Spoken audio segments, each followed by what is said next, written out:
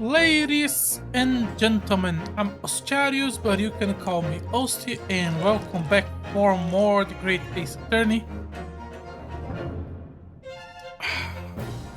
First, let me apologize for...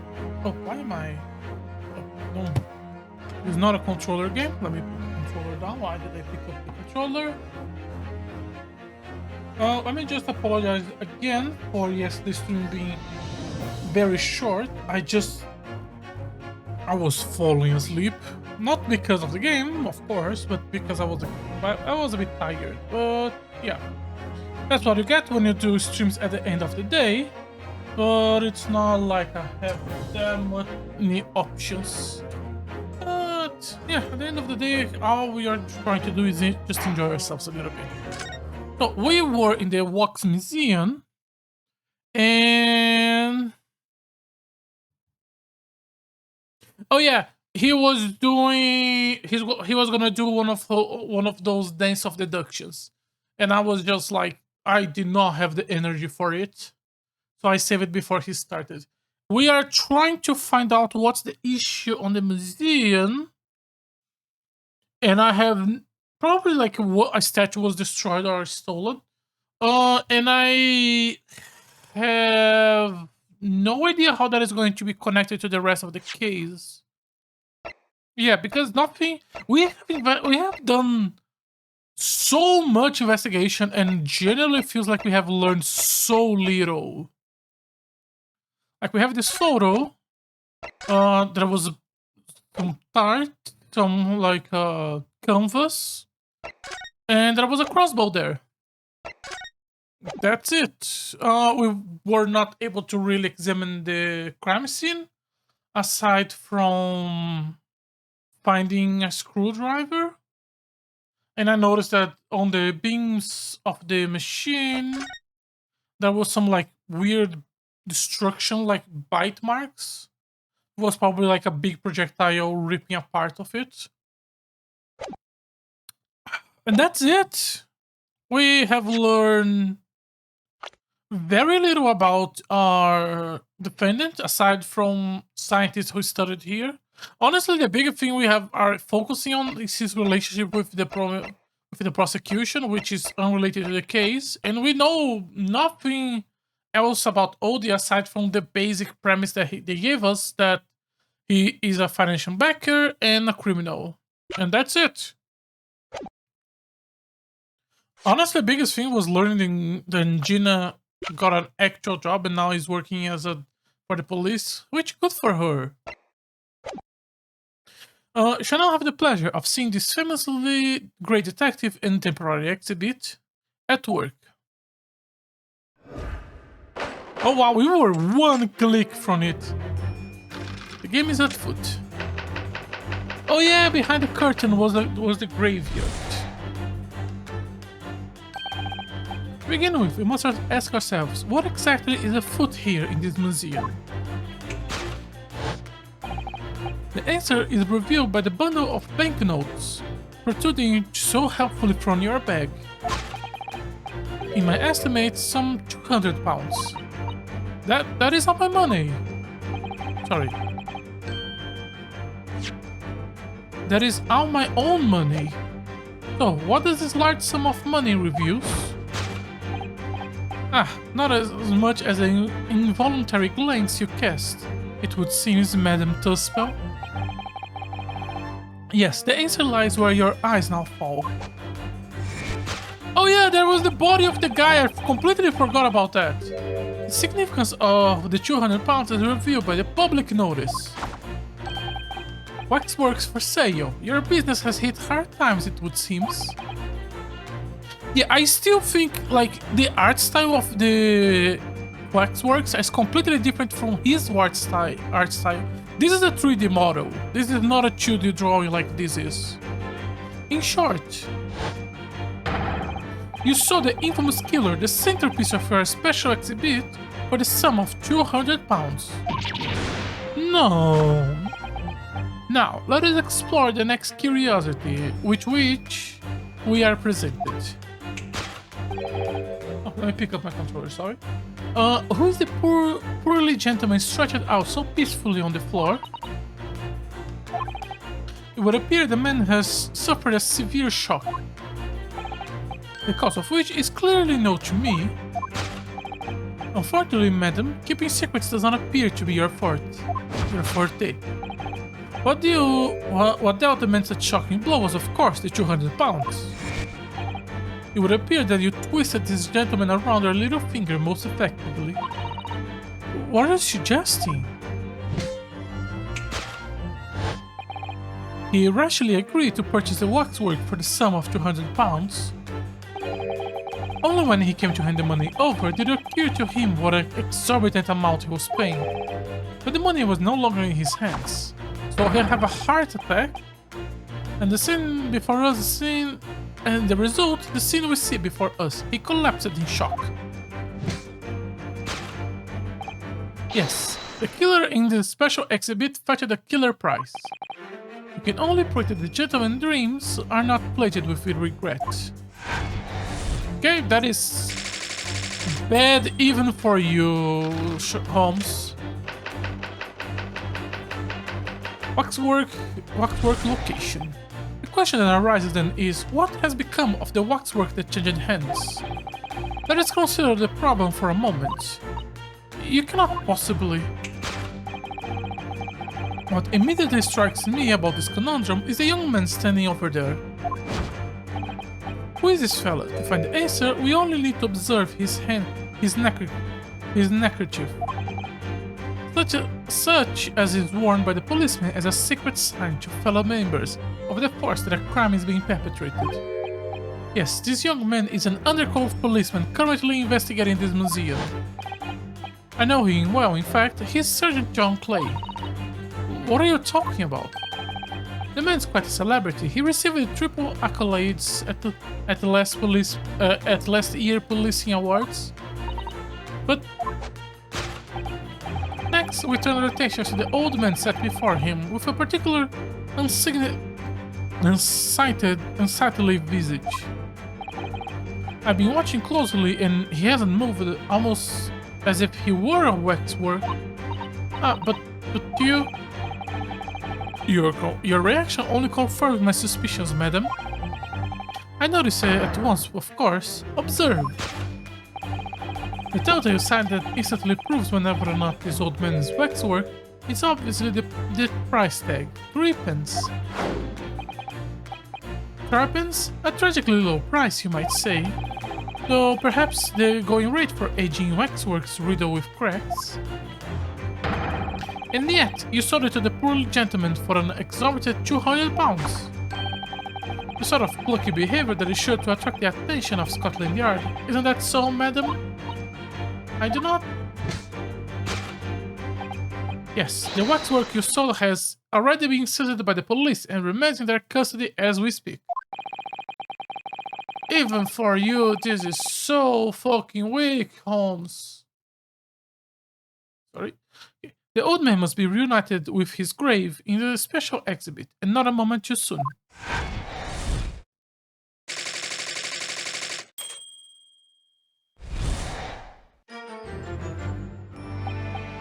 This thus concludes Sherlock Holmes' great deduction of this horrifying puzzle.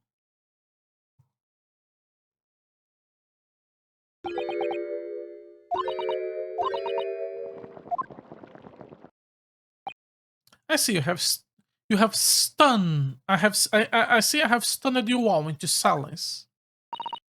You have, Hurley, you have. And you obviously upset this young lady in the process. Her cauldron looks awful hot. If I could just bring up one point, Mr. Holmes. The notorious Naruhodo 1 point. I'm all ears, my dear fellow. According to our deduction, then, the special exhibit featured this old policeman. So that would mean that he's particularly ruthless murder, wouldn't it? The killer policeman, Otter Mole. That he is the particularly... Okay. The killer policeman, Otter Mole. Sorry? It was a mysterious case of murders that unraveled the capital only last year. The policemen rush the scene every time, only to find the culprit have disappeared into the 80. And it turned out the culprit was the policeman himself, a senior officer by the name of Ottermo. So I mean, that is who the sinister-looking old man there is supposed to be? Indeed, it's a particular grim face, is it not? Unforgettable, in fact, yes. I remember that odious countenance only too well.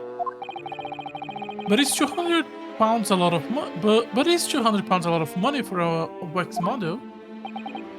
It would be enough to afford one of the latest steam carriages, if that puts things in perspective. So, is it quite a lot then? Is there anything else you wish to add before I melt you down? The bubbling wax is looking more and more ominous. The smell of all that molten wax is starting to worry me. The Shrooms did more or less just accuse her to her face, so I think I might have to call on your assistance here, Aris, if that's alright. To make some minor corrections to the Great Detective's great deduction. Of course it's alright, we'll soon set things straight. Well, let's get started, shall we?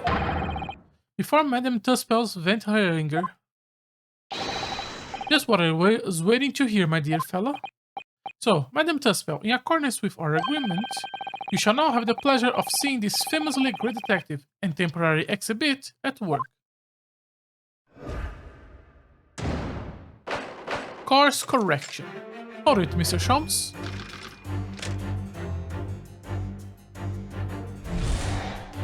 Okay. To begin with, we must ask ourselves what exactly is afoot here in this museum. The answer is revealed by the bundle of banknotes protruding so helpfully from your bag. You estimate some 200 pounds. That is my own money. So, what does this large sum of money reveal?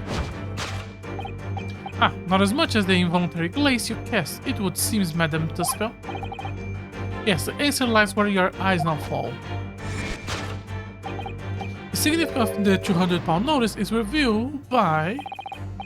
You definitely look in this direction, it's true. Well, I'm not sure she'll sell any of her wax works even for 200 pounds.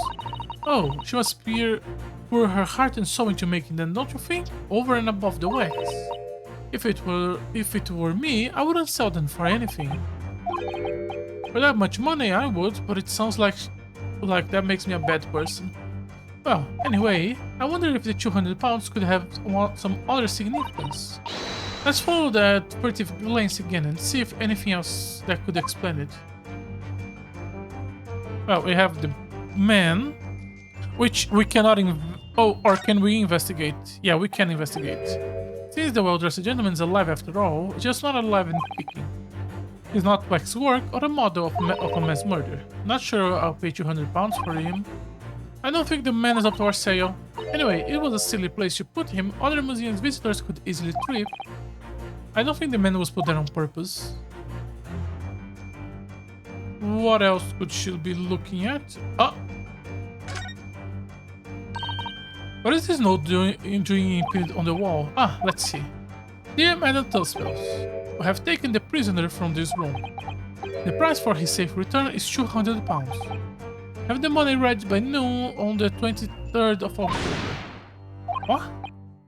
It's just like the sort of thing that is left behind when someone is kidnapped. Yes, it's a ransom note. Exactly. I hate that if I have presented it, probably would not have worked because I need to examine it first. That!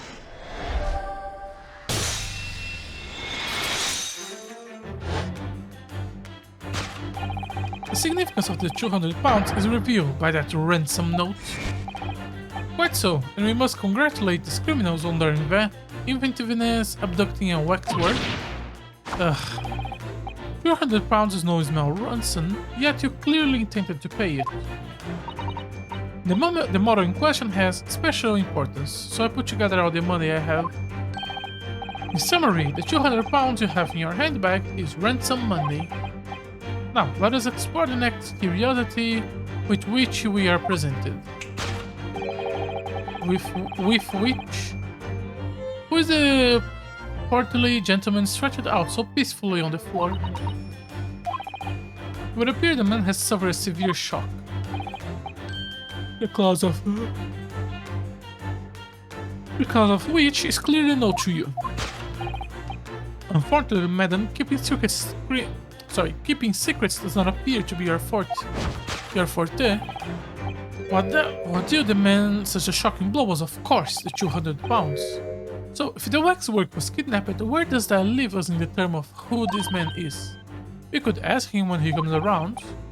I think the point of this exercise is to understand the beauty of the deduction process, Iris. Yes, you're right. Hurley's trying so hard, we must not let him down. Well, there is little doubt that he suffered a shock, that much seems clear. But in that case, what is Madame Tusswell trying to hide? Let's have a closer look around. Looking hand. This is just Madame Tusswell's right hand, right? Yes, it must be. I can clearly see her left hand. Wait a minute, this is the left hand as well, look. Don't say such a creepy thing, Iris. It's very stiff too. In fact, it's really hard. You mean it's made of wax? I did see that hand before when we were like turning around and I was like, why does she have a man hand behind her? I was waiting for her to turn around to take a better look. But I guess that's the point. What did the man such a shocking blow was, of course, the waxwork hand. Indeed, with a solid waxwork limb, one could deliver a very substantial blow. How could you? The hand protruding from the bottom of your cape, it ought to be the right hand, but closer inspection reveals that it is in fact a left hand. And somehow masculine as well. In other words, it does not belong to you, madam. It is the hand of a waxwork model.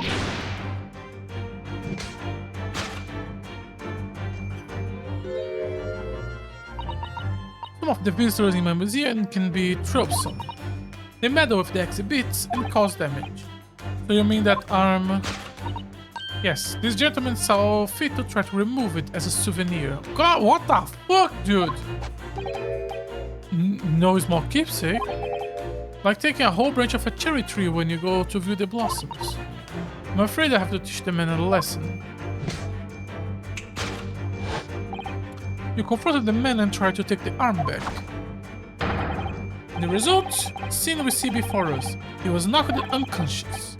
A point we may need to revisit later, but for the time being we have our conclusion. Yes, the killer in this special exhibit has been kidnapped.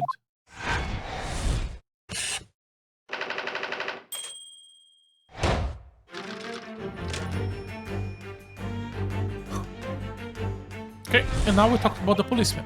The question that arises then is, what has become of the waxwork that changed hands?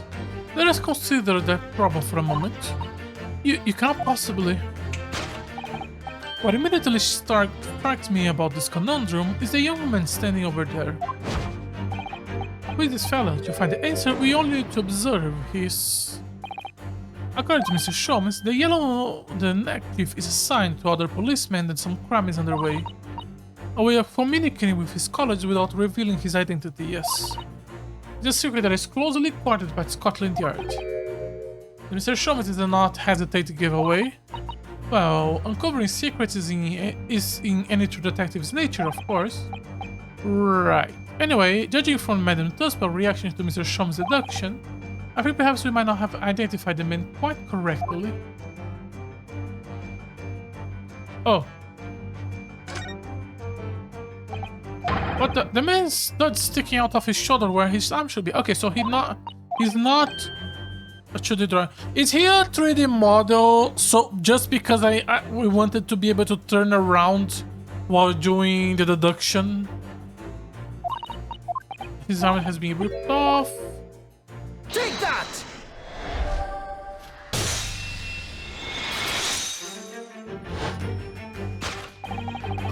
Who is this fellow? To find the answer, we only need to observe his shoulder stub. No such boneless human walks the earth, of that I can assure you. In other words, the man standing here, the young Sergeant John Clay, is in fact defying our odds a waxwork model. I seem to remember it was that was you who concluded he was a real person in the first place, Mr. Sholmes. He has become quite a celebrity in London, being the winner of no less than 3 policy awards last year. I simply have to make a model of the man. Naturally, what other explanations could there be? It was a detective arm that was pulled off by the man on the floor in the special exhibit, wasn't it? Oh, okay, this is the arm. My head, for some reason, I forgot the old man, the fat guy, was trying to steal the arm. In my head, I was like, she ripped off the arm to hit. No, the guy was trying to steal it. Sorry. Next, we turn our attention to the old man sat before him, with a particularly unsilent visage. I've been watching closely and he hasn't moved a muscle, almost as if he were a waxwork. But your reaction only confirms my suspicions, madam. I noticed at once, of course. Observe. The telltale sign that recently proves whether or not this old man is a waxwork.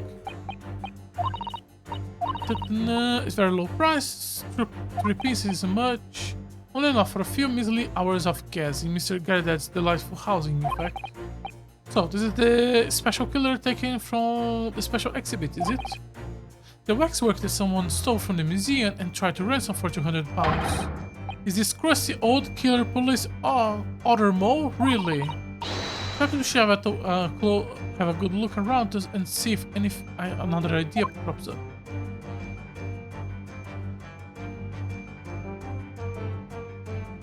Take that! So he was real! And that's just the price tag of this scarf.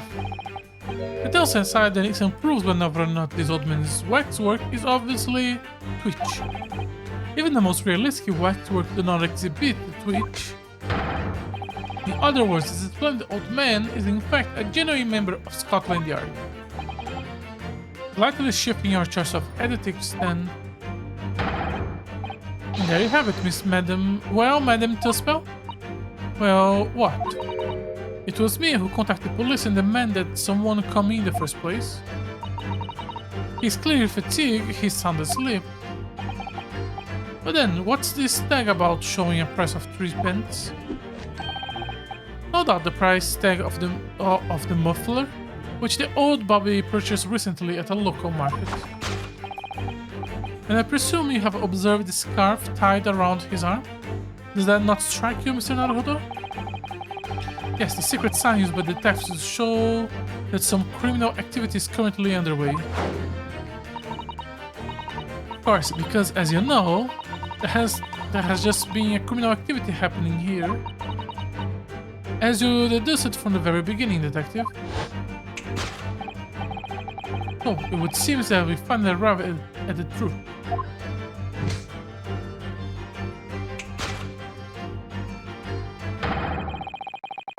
The waxwork of this specialty ruthless killer from the special exhibit has been kidnapped.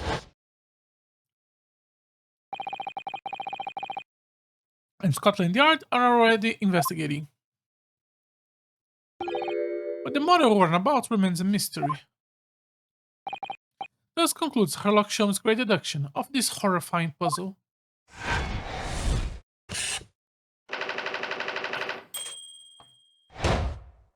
Would we not have seen the feet twitching before?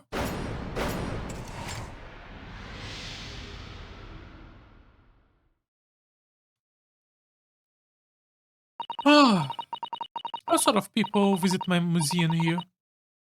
Men, women, young and old. Sometimes they drop in just for a short time on their way back from the pub. I welcome them all. But if anyone tries to damage my exhibitions, I do not take it lightly. Anyway.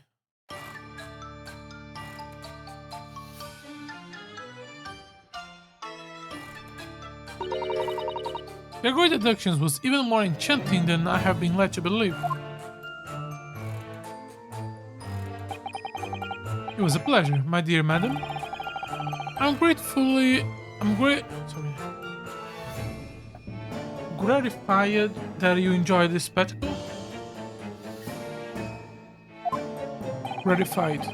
And as for your rough customer, I have no doubt he will regain conscience shortly and return home. What concerns me more is the waxworks from the special display. It was indeed genuinely abducted. Genuinely. Well, let me just.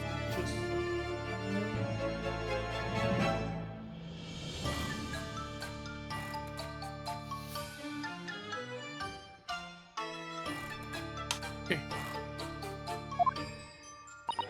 Yes, tragically it was.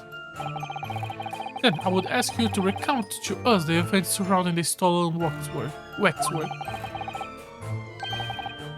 In as much detail as possible, if you please.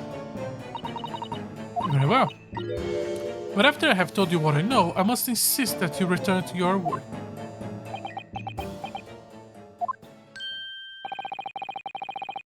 The talents of great detectives could be put to better use, I feel, but as you wish.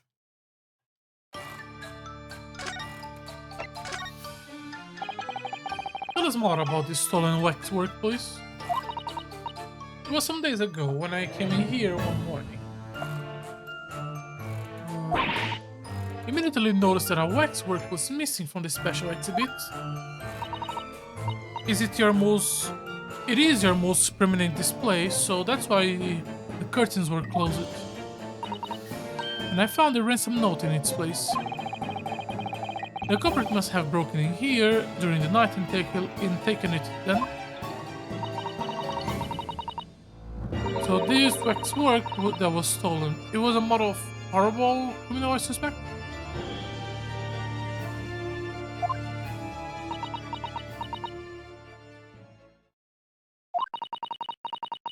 Of a particularly horrible crime, in fact. The killer who left a more profound scar on society than any other. I would say the professor. Not a name I heard of. So, Mr. Naruhodo, it would seem the circle is complete. Sorry? The professor case happened at around the time I was born, didn't it? Indeed. 10 years ago, a series of murders that rocked the capital. 10 years ago? Yes, at the time that Baron von Zix graduated from the university, in fact. Well, surely he's not saying. So the big event that changed Mr. Reaper's life, as you have surmised it was the professor case.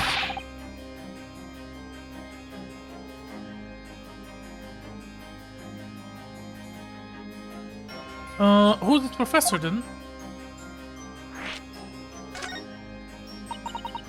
It was a series of gruesome murders that have all of London gripped in fear a decade ago. After 5 victims were killed, the man was arrested and then put to death. And now he's mortalized here in wax all over London to admire and enjoy. Though of course, he happens to be absent at present on account of the abduction. But I don't understand, how is this all related to Lord Von Zix? You must first understand, my dear fellow, why is it that the professor earned such infamy? Let me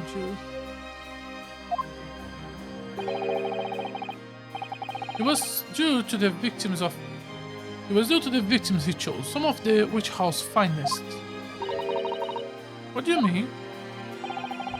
Those murdered by the police were some of the highest members of British aristocracy, members of nobility, even royalty. It sent shockwaves through the country's administration. Members of the... What happened, Professor Harry Brains said.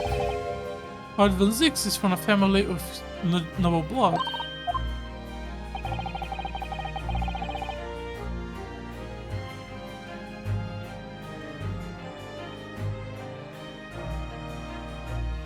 Sorry.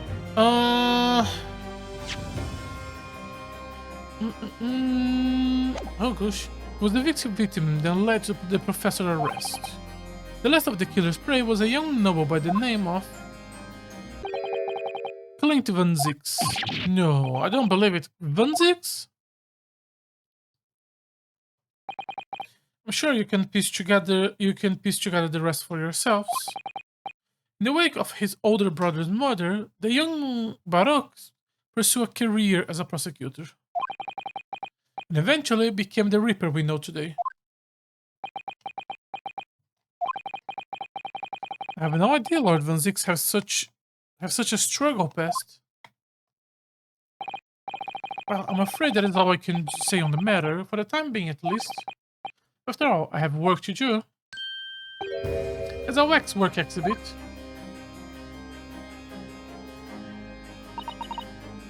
I'm afraid I have to excuse myself as well.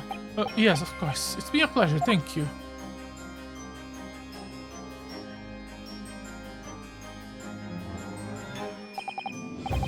Well, none of the predicted scenarios I have been analyzing involved coming to visit. Sorry, none of the predicted scenarios I have been analyzing involved you coming to visit me here. It's been too long, it really has. I'm delighted to see you, Baruch. It's been 10 years, and here we are, meeting in a prison of all places. I cannot forgive myself for what happened to Mr. Esmond. I just can't. I still cannot believe it could happen. Wonder how those two got along. These two? We are being explained right now that Van Zix have a very horrible background, which we are probably going to be learning soon. But they got along because they were friends before whatever happened to him. Tomorrow the court will decide. Yes, I have a young Eastern man acting for my defense. He seems reliable enough, though. It was an accident, a terrible accident. He assures me he can prove it. I must warn you. I know, I already heard. You are going to be prosecuting, aren't you? Yes. Since I returned to English, evidence is everything in court, yes. Since I returned to English, I have heard lots of stories. Baruch, are you really? What? Never mind. I know that you have my best interest at heart. My friend is on trial. I wouldn't entrust it to anybody else. Of course, I fully understand. Thank you, Baruch. Until tomorrow, I will see you in court. Okay, we're pretty sure we're gonna now skip to the courtroom. We did not get that much out of the investigation, even though it was fairly long. The fact that we could not investigate the crime scene was a bit...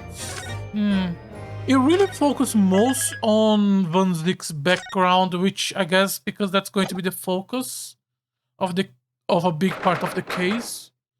Even though I still don't see how that's going to be connected to the accident.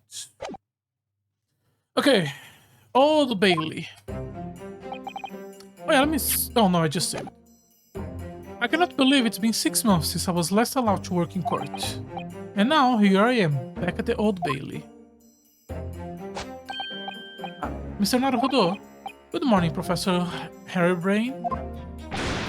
I don't understand, it doesn't make any sense. The atmospheric pressure in here is off the charts.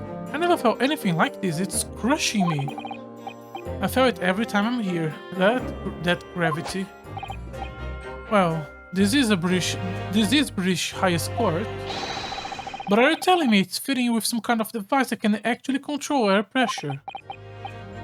I think it's probably on your mind. Yes, well, you won't let me down, will you, Mr. Naruhodo? I'm counting on you in today's trial to save my life.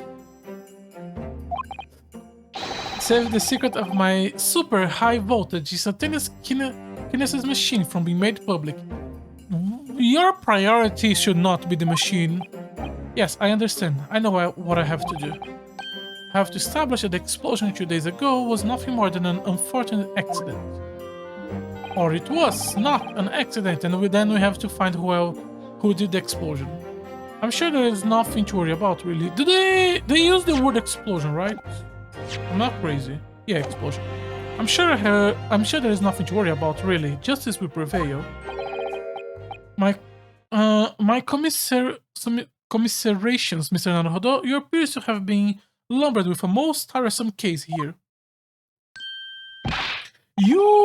Are you going to actually be in the courtroom today?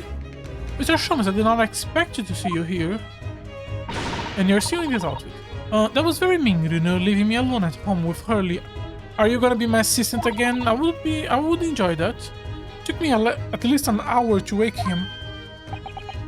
Are you... Herlock Sholmes? Indeed, sir. I am he, Herlock Sholmes. Oh, I heard all about your exploits, even whilst living in Germany. Yes, Rand's magazine is on sale in Germany too. This month's statement was sublime. Your deductions in the Adventures of the Silver Blaze was wonderful. I should read Sherlock Holmes after I'm done with the game.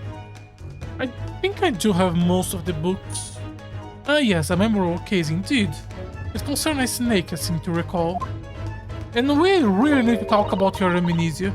No, that was the Speckled Band. Horrible case. Well, thank you for coming. I do appreciate your support. I'm sorry to disappoint you, my dear fellow, but I'm afraid I cannot stay.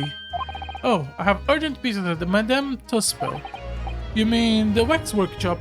How is the waxwork going to be connected to the case? No, the waxwork abduction, of course. No, the waxwork abduction, of course. Madame has engaged in my service. Oh, we were talking about his part-time work. Okay. Oh, so you're trying to get to the bottom of the ransom note, are you? The week's wage depends on it, as does the safe return of the waxwork, naturally. As such, I intend to give it my undivided attention. Well, never mind then, I understand. Of course, with my skills of observation and reasoning, resolving the matter will be as easy as a proverbial pie. I shall return forthwith. But until I solve the case, I shall have no money to afford a pie of any description. Oh, then you must absolutely give it your full attention, Hurley. Quite, Aris, quite. But life is rid of irony, you know. Whenever I give something my full attention, I have a quite insatiable desire for a pie. One of the universe's intractable mysteries, you might say. Oh yeah, quite definitely, absolutely, totally understand. Is someone a little starstruck? I wish you the very best of luck, Professor Harrybrain. Why, thank you. Before I depart, Mr. Naruhodo, a word in your ears, if you please. What is it about? As you have remarkably little grounding in science, I feel how to inform you. As compelling as this super high voltage instantaneous kinesis hypothesis may be, a practical implementation such as was attempted by the professor at the Great Exhibition is quite impossible. But the professor said the demonstration was a success. No, we know that the body went from point A to point B, we don't know how. Yes, would appear to be, he fervently believes it was. I have read Professor Bunny Brain paper about it too, Runo, and I have to say, I'm sure it cannot be done. It could barely be done theoretically, let alone practically. So he is completely barking on the wrong tree. But how could an experiment that have no possibility of success in fact succeed? That is contradictory. And that contradiction that will be at the heart of the trial, I have no doubt. What is that supposed to mean? Okay, what do we have? He was here, there was an explosion, and then he ended up here. As far as we know, it could have just been the explosion launching him. The canvas scorch marks, it could just be scorched from the explosion. What does a crossbow enters on it? It was used to shot something that started the explosion? I really wish we have more clues. I must hurry along. I wish you the best of luck, my dear fellow. See you later, Hurley. I wish we could have examined the scene better. Are you gonna be the assistant then? It looks like you're on your own today, you know, but chin up, you can do it. Oh, what about you, Iris? Oh, I'm afraid I cannot help. I have something I need to do. Oh, no assistance today. I see. It's gonna be a big surprise for you when you find out what it is. We are lonely. I think for now, that's the first case in this duology where we don't have an assistant. Yeah, I think so. Yeah, that sounds ominous. Counsel for the defense and the defendant. Court is about to be in session. Make your way into the courtroom at once. We are on our way. Okay. An experiment that the laws of science says cannot possibly succeed. And a scientist who is convinced that it did. That is the riddle you have to unlock here, Yunosuke. That is the key to this case. I mean, the key to the case is the explosion.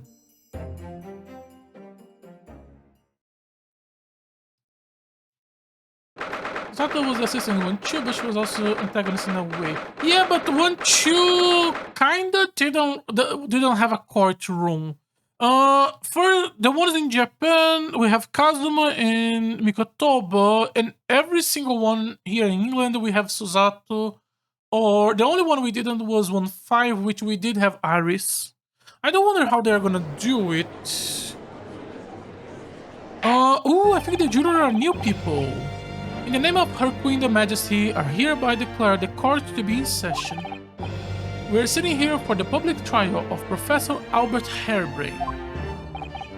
I now call upon the counsel for the prosecution and defense to declare their willingness to proceed. The prosecution is ready. The defense is ready, my lord. 6 months of practice and what's more. I'm without Susato-sans today. It is just my imagination, or does the air in here feels even more oppressive than usual? So, I must say, I recollect the victim of this case all too well, Mr. Odd Esmond. The Esmond was well known as a financier, though that was merely a front of his diverse criminal activities. Does the defendant know about his criminal background? It was only a month ago that the man appeared in court prosecuted by you, Lord Van Zix. But the jury anonymously found him not guilty, because every member of the jury will have been bribed. These powerful London criminals are prepared to go to extreme lengths to keep their freedom. But 2 days ago, Mr. Esmond met his end. The work of the Reaper, was it? If that's how your lordship would describe divine retribution, the facts remain that Mr. Esmond's death was a direct result of the actions of the accused, Professor Harebrain. Very well. Now, ladies and gentlemen of the jury, you have been selected to represent the will of the people. Are the 6 of you ready to fulfill your societal duty? Okay, you are new. I am most grateful. How have we not talked about... The exposition has already happened and we still have not talked about the terrorist that was going to do something.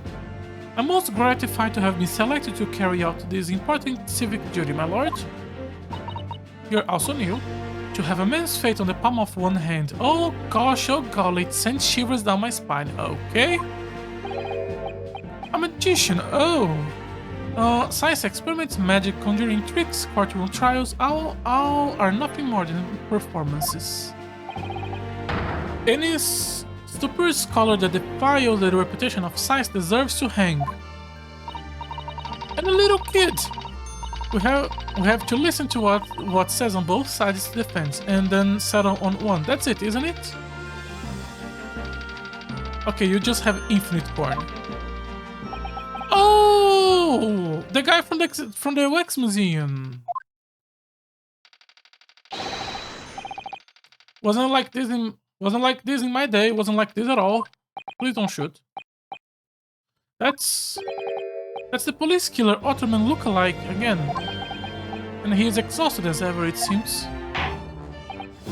Now, I'm sure you are all aware that the incident we are here to judge today practically took place at the Great Exhibition shortly after its opening. Though the death toll could have been far worse, with the exception of the victim, no one was killed. Nevertheless, the dream of the science being exhibited rapidly turned into a nightmare for the spectators.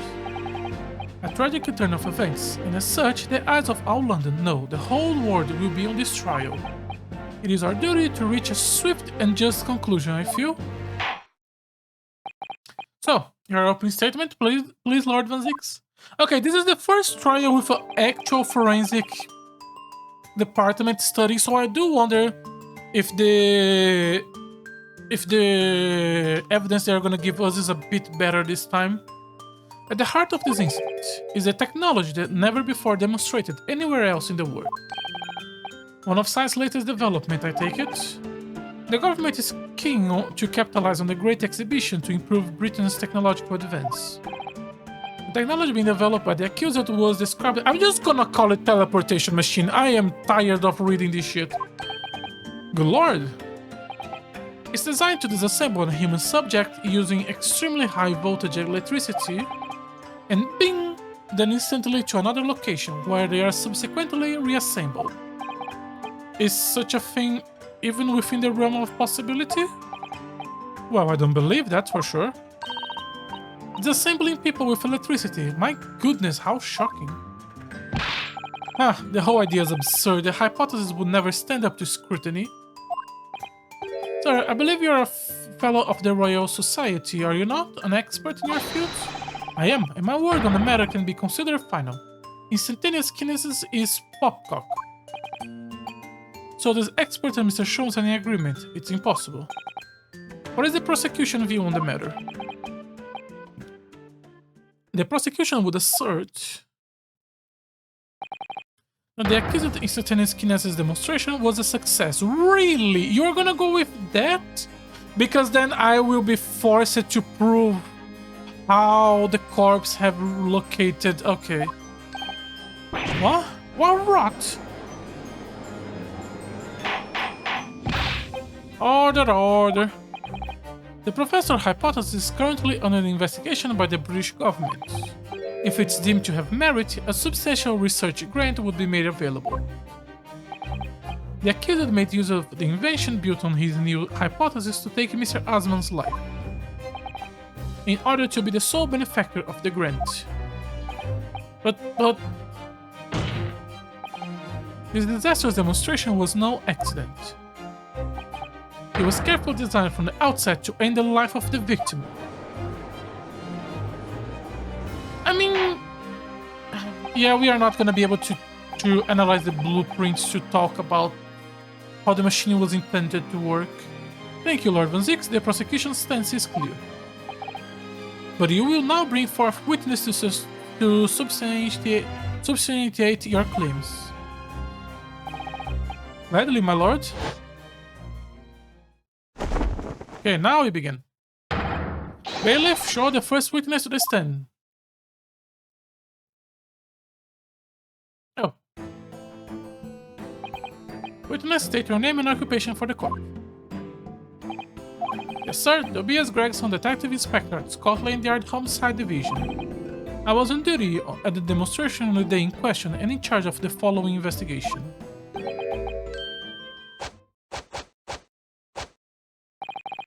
Albert Haybrecht, scientist. You were born in England, but you have been carrying out research in Germany in recent years, correct? Yes, that's right. After graduating from university here in Britain, I went to work in Germany and made an amazing discovery. It was what I brought back. I have to demonstrate my incredible hypothesis at the Great Exhibition. But the demonstration was incredible, alright. An incredible explosion. The science was a success, the instantaneous kinesis worked. Everyone saw it, they must have done. Yes, there was a terrible accident, but the demonstration of my hypothesis was a success. Well, that much is undeniable, showing this photograph taken by the forensic investigation team. Okay, so... Oh, it's not just the corpse, the entire, like, chair he was roped in. Okay, so this is the glass shards from the mirror, but he does have a big wound here. Okay. That could just be damage from the explosion. Okay. This was taken inside the Crystal Tower, I take it. The centerpiece of the exhibition, no less. That's right, my lord, since the victim ran straight into it. I see. Very well. Submit the photograph as evidence. Okay, let me take a look. Photograph print of the victim before being to the Crystal Tower shows a brain was stabbed wound in the chest. And I don't assume... Yeah, this is a glass... magnifying glass one. I have not used the magnifying glass for anything, honestly. Okay. As the court heard, the victim of the incident was Mr. Audie Esmond. There have been a number of allegations made against the man, but putting them aside for the time being, he was the man who financed the research for the experiment and the demonstration itself. See, so to summarize the situation, the defendant is accused of taking the life of the man who founded his work. Would that be correct? Exactly. But that could not be it. But couldn't it be that the explosion was caused by some malfunction in the apparatus used for the demonstration? That's right, that must be it. My splendid machine, my poor splendid machine. You saw it yesterday, didn't you? We can't even examine the wreckage thanks to the special Dispensation for Science Equipment Act. What? The wreckage, please. The wreckage has a name. Respect it.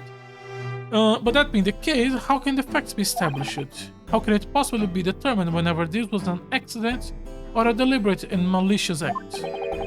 Extremely simple, my lord. Beg your pardon.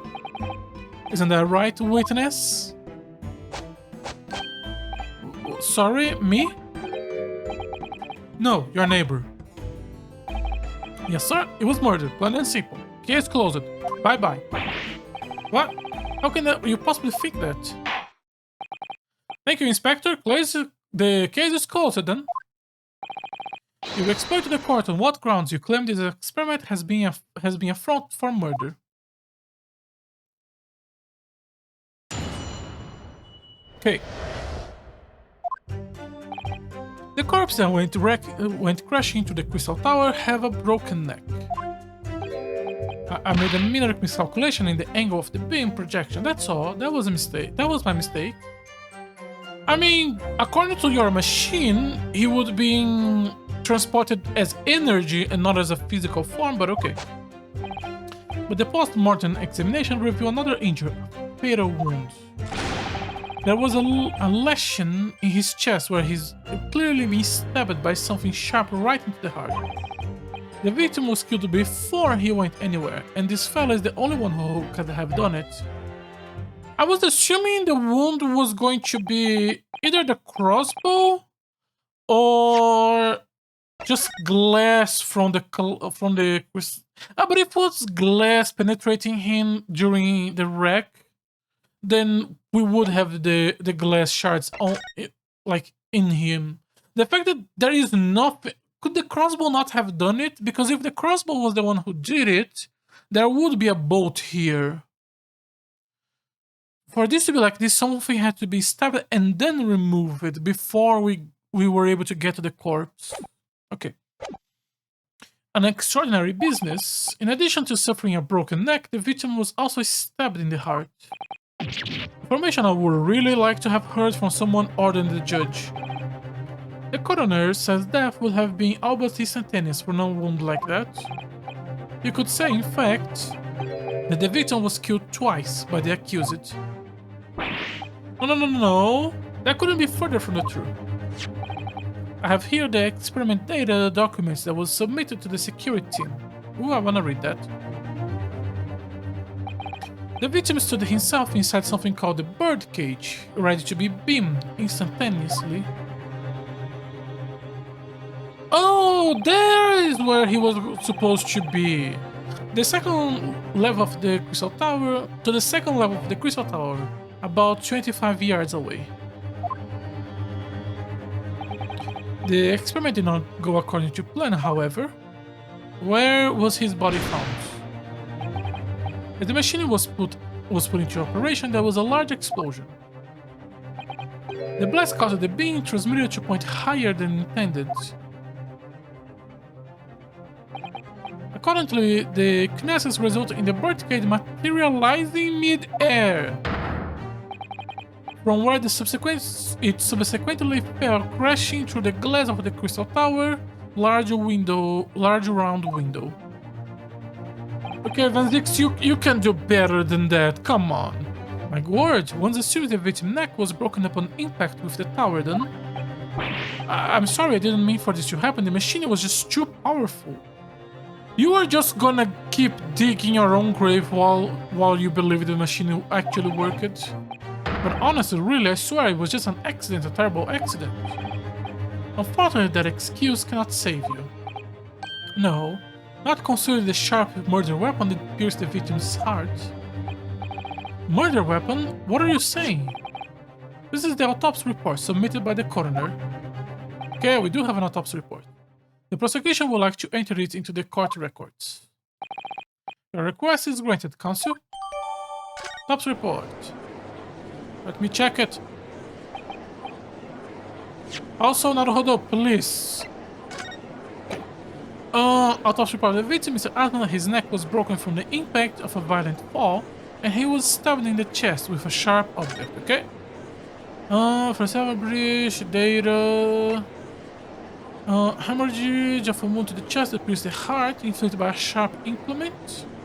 Broken vertebra most likely result from the impact after a sudden fall from considerable height. Okay. So nothing that really. I was there in person, you know. I saw the whole ludicrous performance. The only other person on stage with Mr. Atman was that disgraceful excuse for a scientist. Then, really, by an account, it must have been him. Are we... We don't have any way of knowing that the broken neck came second and the stab came first. He could have the explosion sent him, he fall, and then someone in the other side was ready to stab him in case he was still alive. No, how would someone have controlled the trajectory? No, I still lacking a lot of information. Then really, by an account, it must have been him. Hard to think otherwise, really. Very well. Counsel for defense, proceed with your cross-examination. Oh, yes, my lord? I need to focus here. It's been a while.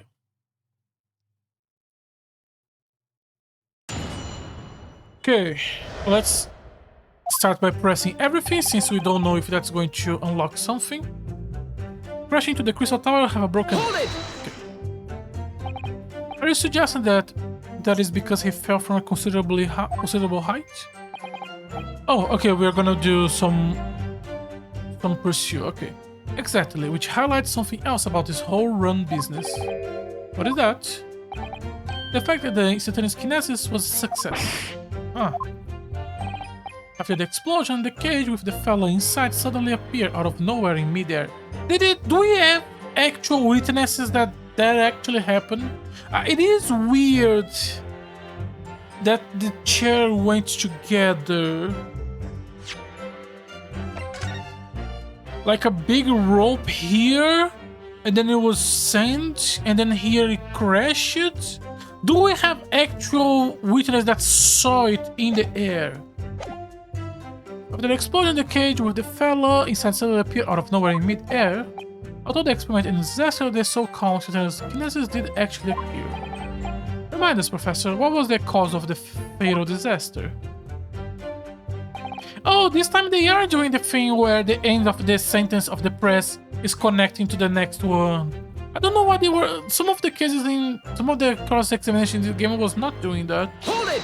And I don't like. I like when they connect it. So the angle of the projection is critical, is it? Are you calculating yourself personally? Absolutely. The calculations is far too complicated for anyone but me to carry out. Only you got it wrong. Yes, that's right. That's the point. The calculation is so complicated, even I can make a mistake. Do people fall for that brazen confidence? I should try it. You really should. I took into account the subject's height and weight, the wind direction, the ambient temperature. I considered every possible variable, so I just don't understand how this could possibly have happened. Obviously, you have to include the height, the weight of the clothes Mr. Ashton was wearing at the time, I suppose. Cracking comments, the answer should have been 3. So much for safety first, the 3 must have been this for safety third. But the post-mortem examiner reveals another injury. Hold it! Another fatal injury, you say? That doesn't make any sense. I didn't think I'll have to spell this out, but here we go. Just because there were 2 fatal wounds doesn't mean I'm saying that the victim have 2 lives to lose. You're right. Obviously, at first we thought the bloke have died due to the spine snapping in half as well. But you're saying that's not the case. You get your answers once I'm finished my fish and chips, if you don't keep butting every second. But we all know that is a bottomless bag. The victim plummeted 30 feet into a glass tower. It would be reasonable to assume that as the cause of death. Right, that's what we all thought. But it was a red herring, wasn't it? Was it? There was a lesion on his chest where he has clearly been stabbed by something sharp right into the heart. Hold it! The defense knew nothing of this crucial information. The prosecution received this report from the forensic investigation only this morning. This was the first we knew of it as well. I can only apologize for the impossibility of informing the defense. Sarcastic and insincere thanks. So what was the nature of this sharp object? Among the accused tools that were in use at the demonstration, one is of particular interest. This. Oh, yes, that would appear to be some kind of screwdriver. Ah, there he is! My trusted little companion, Andrew! Okay, you're naming the machine I could see, but you're naming your screwdriver? Andrew, of course. Ah, do you know each other already? He's one of my dear friends, like all my tools. I named them all, you know. We are one big happy family. Yeah. Andrew is my flathead screwdriver, of course. His brother Michael is a crosshead. Well, it appears that your beloved Andrew has a red stain on his shank. Okay, so this is supposed to be a blood mark. Okay. That isn't it. It's blood beyond all reasonable doubt. No. That is not all. The long, sharp shape of this Andrew fella is completely consistent with the victim wound. Oh! Oh, you! Ooh, this is gonna be annoying. Okay. Order. Okay. We did see the screwdriver in this place when we were examining. So we are establishing that the stab wound did occur here. Before the fall. Okay. How would have been stabbed? The court will enter this friend on this friend of the defendant as evidence. Professor Harebrained threw a screwdriver that is named Andrew. There are traces of blood at the tip. It matches the shape of the victim wound. Okay, let's examine it. Yep, that's blood, alright. Okay, is that a special function? This is blood, Mr. Esmond, no doubt. This is the problem with looking at murder weapons.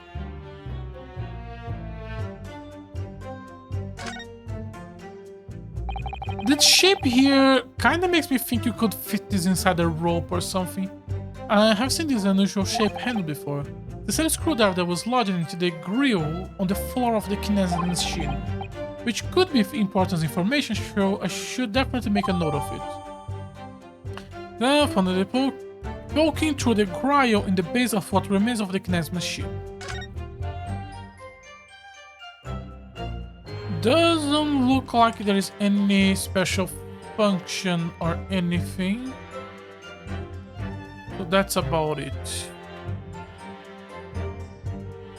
Okay. So, one of Professor Hainbrain's tools is the murder weapon. Great. The victim was killed before he went anywhere, and this fellow is the only one who could have done it. What grounds do you have for saying that? Well, do you really need to ask? There were only 2 people on that public experimentation stage in front of the whole crowd. The victim, Mr. Audie Osmond, and the accused, Professor Hairbrain. And we know of certain that before the experiments, the victim was alive. That's right, I saw him with my own eyes. Furthermore, following the explosion and the kinesis, nobody went anywhere near the body. In other words, only someone else on the stage with the victim could have possibly done it. Okay, we do have something. Excuse me. Professor Hairbrain, do you have some information that may be relevant here? Please? I need anything, my dude. Ah, sorry. I was just calculating the optimum coefficient of electric... okay. And the witness stand is the best place for that? It seems as though you might have something to say about Inspector Gregson's last remark. At this point I forgot the remark. Only someone else on the stage could have done it. Okay. Yes, that's right, of course. He just said no one else could have done it. Yes, that's right. Who else could have stabbed the victim? I don't know, but... there's no way I could have possibly have stabbed Mr. Aslan as you said. Explain, Professor. Of course, these cold-hearted policemen may not be aware, I suppose. But humans are warm-blooded mammals with blood running through their veins. I heard. Then surely you see, if I have blooded something the size of Andrew in the man's chest, the whole stage would have a bloodbath, no, a blood swimming pool. Not wrong. And also, he would be completely full of blood on him, but thousands of Londoners were watching at the time, and yet not one of them claims to have seen a swimming pool of blood. Well, I suppose not. You see, no one. Not one. True, I didn't see anything like that. I wish we could have modern cameras because I want to see a replay of the video of the machine being turned on that it played on the intro of the case. Well done, Professor. That was a great counter-argument. Order.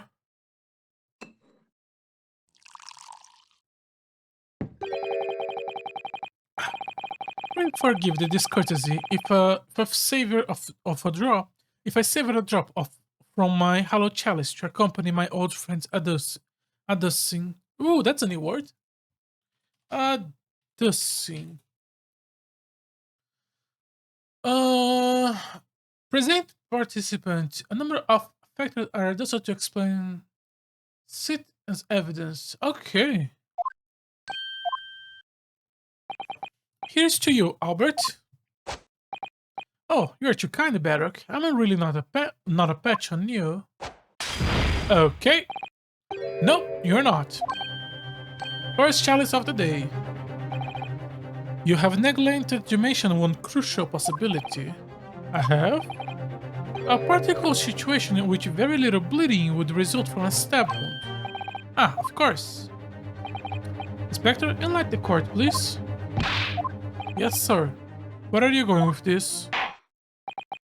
Very well. You will amend your formal testimony now, Inspector Gregson. The weapon the victim was stabbed must have been left in his body while he was being through the air. Okay? Let's just not even entertain the thought that it could be anything else but the photo. No, really? Oh, it's the fact that we found the weapon on the tower itself.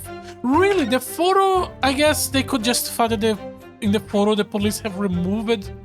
I feel like the photo could also work here. You said that while the weapon remained in the body, there is very little bleeding. Is that unequivocal?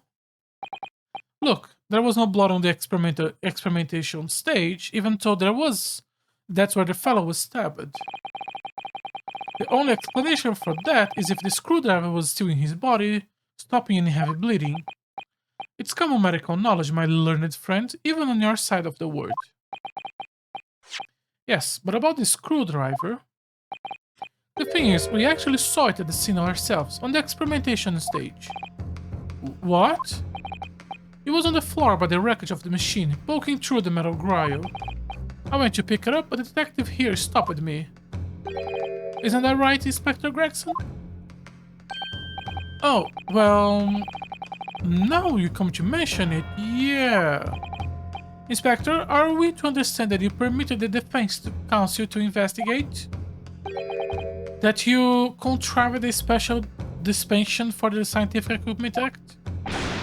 No, not at all. I wouldn't do that. I just let him look, nothing more. It was very clear he wasn't to touch a thing. Yes, that's true. The screwdriver was in plain sight on the stage. But it shouldn't have been, would it? What are you getting at? If this could have been the victim's body when the victim was beamed away by the machine, then it shouldn't have been on the stage. That's right, it should have been beamed across the Crystal Tower along with Mr. Esmond, and been found still lodged in the victim's chest.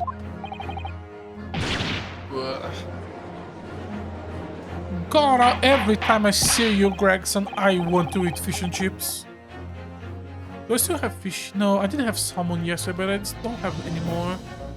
Order. How do you explain this, Inspector? I don't... It look as though everything that the victim had on his person moved with him when he was beamed, including the chair.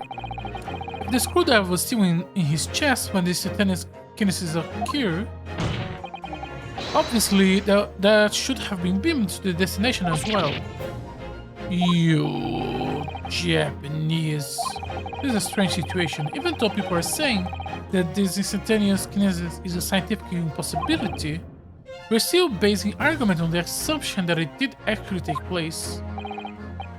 Alright, time to tighten up the screw.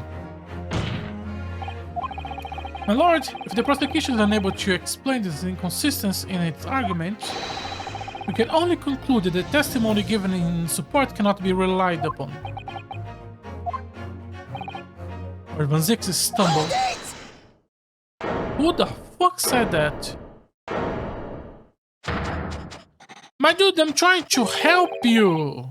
You have something to say, witness? Yeah, I knew it. It bears out, the equations hold. Naruhodo, don't worry. But what? Without delving into details, there is no inconsistency. What? Even if Andrew have been lodged into Mr. Asman's chest, my trusted tool wouldn't have moved. Andrew remains on the stage is consistently with my calculations. What? Okay, explain how... I agree. Explain how a screwdriver is different from clothing. It would seem that your illusion have been shattered. Clearly, we should hear the accused's explanation. Or should I say, this brilliant scientist, this beautiful British man.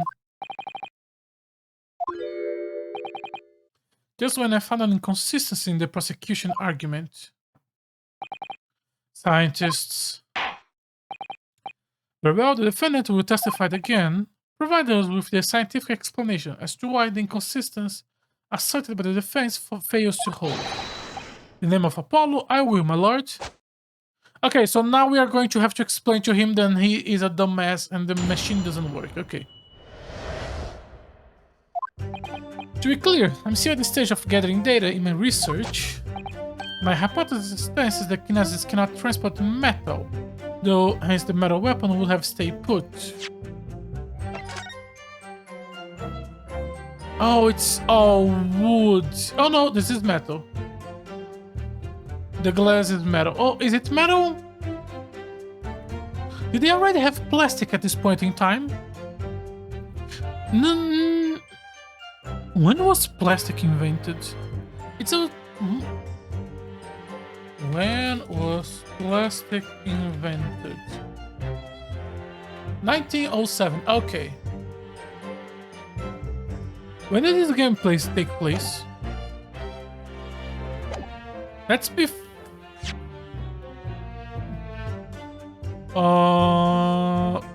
Fuck. No. Okay. There is no plastic, right? No. It's a metal glass. In other words, the point just raised by Mr. Haruhodo isn't an inconsistency at all.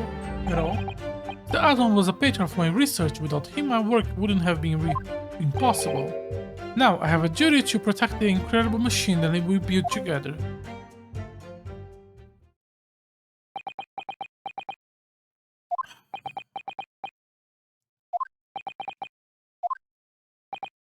So, the trust of your testimony, Professor, is that based upon his hypothesis, metal objects cannot be possibly moved by this method of instantaneous kinesis.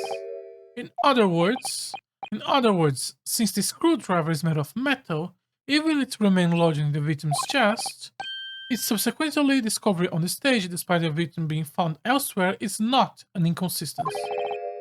And therefore, Professor Albert Heimbrand could still have been the killer. My great hypothesis holds, you see? We have to make the cage. We have to make the cage used to contain the subject from wood. For that very reason. I was not addressing you, witness. Professor Heimbrand. Yes. Whose side are you on? I don't take side, Mr. Naruhodo. No. My only interest lies in upholding my hypothesis. I'm a scientist, after all. Is he working for us or against us? It's very hard to tell. He is working for science. Let's see how you cross-examine this witness, my Nipponese friend. Okay.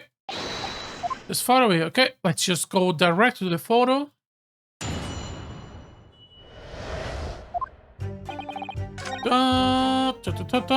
Photo. Objection! Professor Heimbrand, you said that according to your hypothesis, nothing made of metal can be beamed by instantaneous kinesis using the machine you made. Is that right? Yes, that's right. Spot on. Is that exactly correct? In that case, I'll ask you to take a look at this photograph that was taken at the scene. Particularly, I'd like you to pay attention to the victim's face. You can clearly see that Mr. Asmon is wearing a pair of spectacles with a metal rim. What? Metal? No, metal cannot... That's... metal. No. I have already established that the proposed murder weapon, the screwdriver, was found on the stage.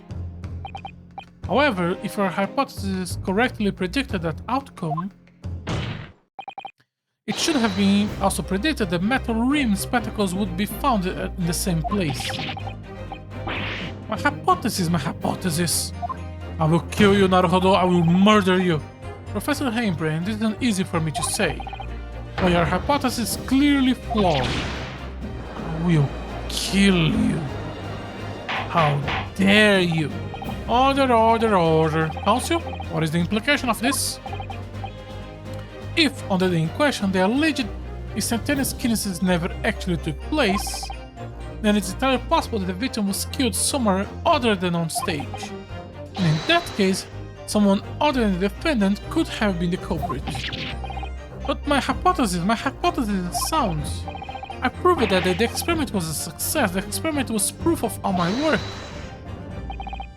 If I could say something here in my capacity as a fellow of the Royal Society. Yes, juror number 4, go ahead. As a man of science, there's one thing I simply cannot abide. And that is a fraud who pretends to be a fellow man of science. But no, wait, Great Scout, are you suggesting my science is suspect? It's just been disproven, hasn't it? In front of all of us. In other words, the whole demonstration was a completely nonsense from start to finish. Believe me, my fellow jurists, when I tell you that this man is a heel, a bounder, and a fraud. I say the wreckage of the machine should be stripped down and thoroughly examined. Okay? No, never. The machine is the essence of my entire hypothesis. It's protected by the Special Dispensation for Scientific Equipment Act. What the devil is that blessed act all about, huh? Who made up that tough rule? I don't like where this is going. Seems to be going. What's the best way for me to help the professor?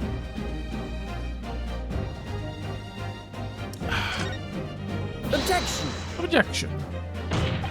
Professor Haber has yet to perfect his invention. That seems to be the case, yes.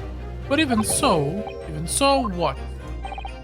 Going to such troubles and expense to create a fake machine to display in public, you would have absolutely no reason to do such a thing. Objection! You have obvious reason to do exactly that. For the research grants money. Sorry. For the research grant money. If the government was foolish enough to have deemed the man's ridiculous notion plausible, he and his compatriots would have received a handsome sum indeed. Conspirators. What would be the value of such grant? £10? You're in order of magnitude out, dear. £500 a year. You could live handsome on that much for years. The society noticed an incredible increase in bogus public demonstrations in the field of science recently. Oh, it changed colors. Does it change again when he sends?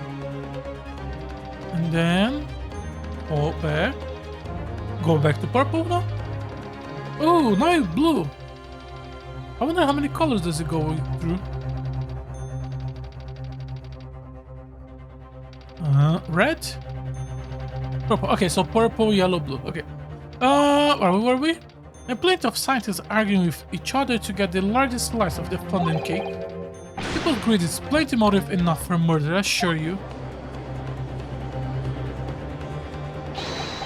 No. I haven't deceived anyone, less of all the government.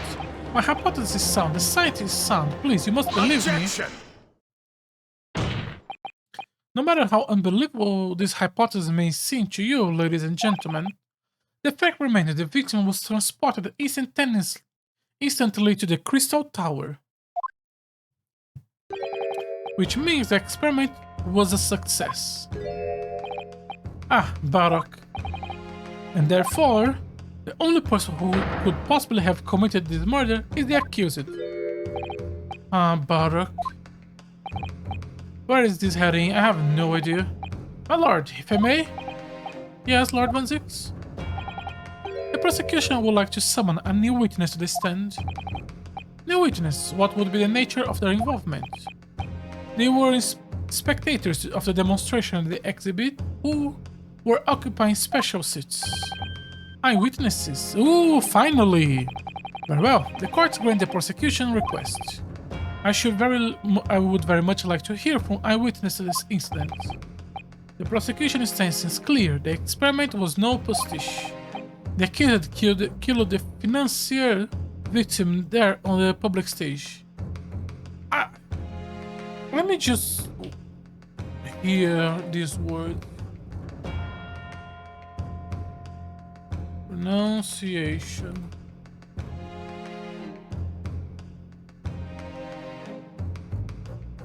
Financier?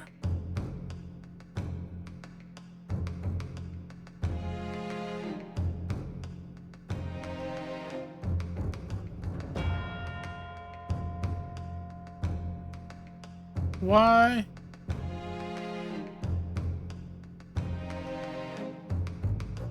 financier? Oh, okay, but that's French pronunciation. I guess that is French word. That's okay. Financier. And I could kill the financier victim there on the public stage before the very eyes of the spectators. Now, my learned friend. Oh, yes. It's time for you to make your own stance clear. There is clearly a flaw in the professor's hypothesis, I can definitely see that. But where does that leave me? Financier. We shall take a short recess now.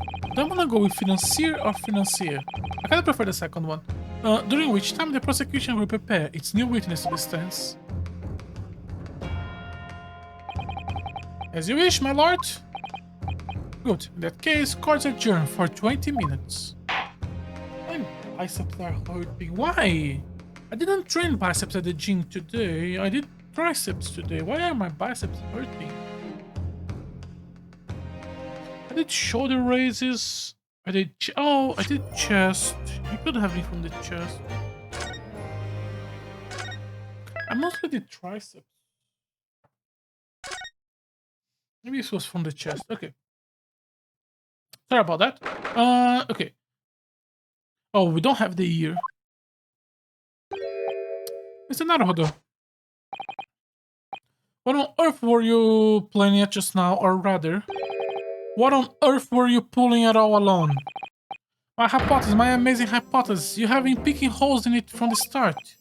Ah, sorry about that. But you promise. You said you proved that Dratted explosion was an accident, not murder. You said you keep my precious invention from falling into anyone's hands. But all I have done so far is try to undermine me. Yes, I did make you a promise. You are right. I said I believe in you and fight for your freedom to the very end. But I also told you I was no scientist. I don't understand your hypothesis. The fact is, there is an undeniable flaw in your logic, isn't there? But if I just run through some equations, yes, you see, it's because my work is incomplete. Perhaps, nevertheless, a man died as a consequence, didn't he? Oh no. You're right, it's my fault. And I have no right to blame you for my failures. I'm a disaster not just as a scientist, but as a human being. Well, that might be a little over the top. And while we are on the subject, what about Bardock? He's been awful. Claiming his old university friend to be a murderer, you mean? He's a disaster not just as a prosecution, but as a human being.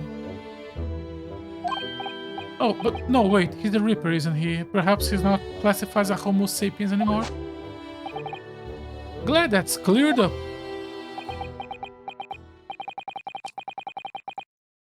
Can I double check something with you? Yes, what? The machine and demonstration that you prepare, they were based entirely on your hypothesis, I presume?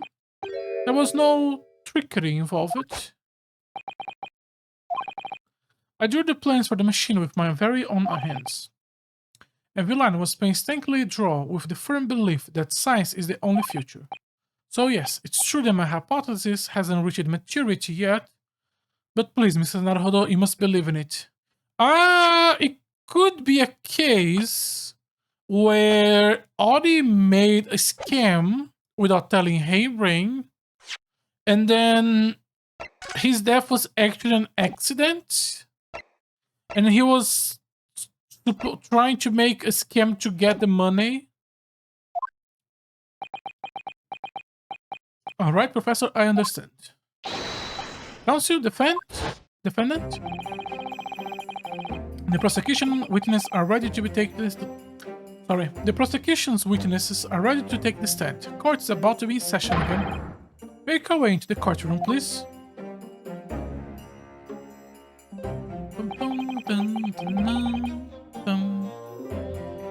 With all hands on that demonstration.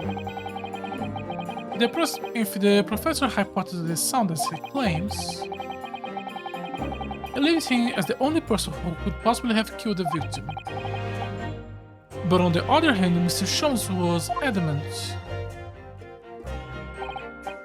practical implementation, such as was attempted by the professor at the Great Exhibition, is quite impossible. So really, what should I be trying to prove here? Let me just close this, open this, and let me just swap my water before we start.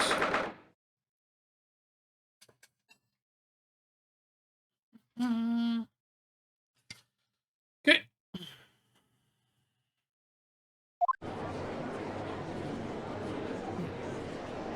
I'm surprised we have our first pause before our first summation examination. In the name of Her Majesty the Queen, I hereby reconvene the proceedings of this court.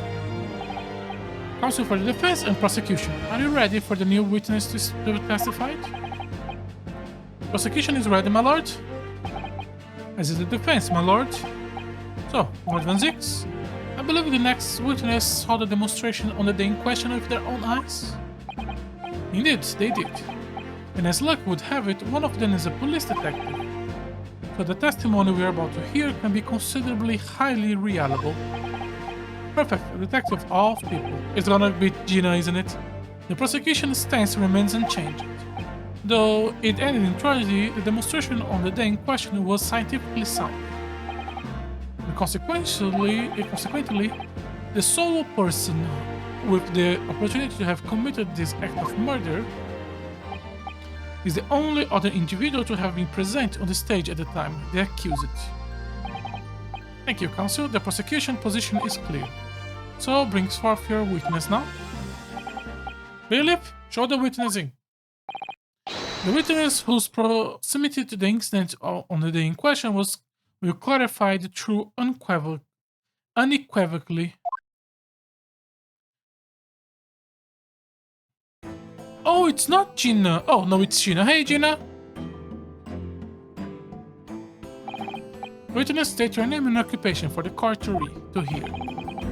I'm Balthazar Loon. Oh, you have a balloon with a fire in your head. I love you. I am the impresario of all the hot balloons in the vicinity of the experiment stage.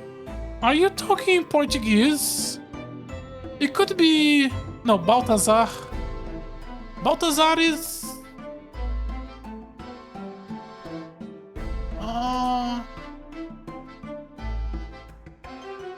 It is a name... Is it... No, it's not Portuguese or Spanish. It's a biblical name.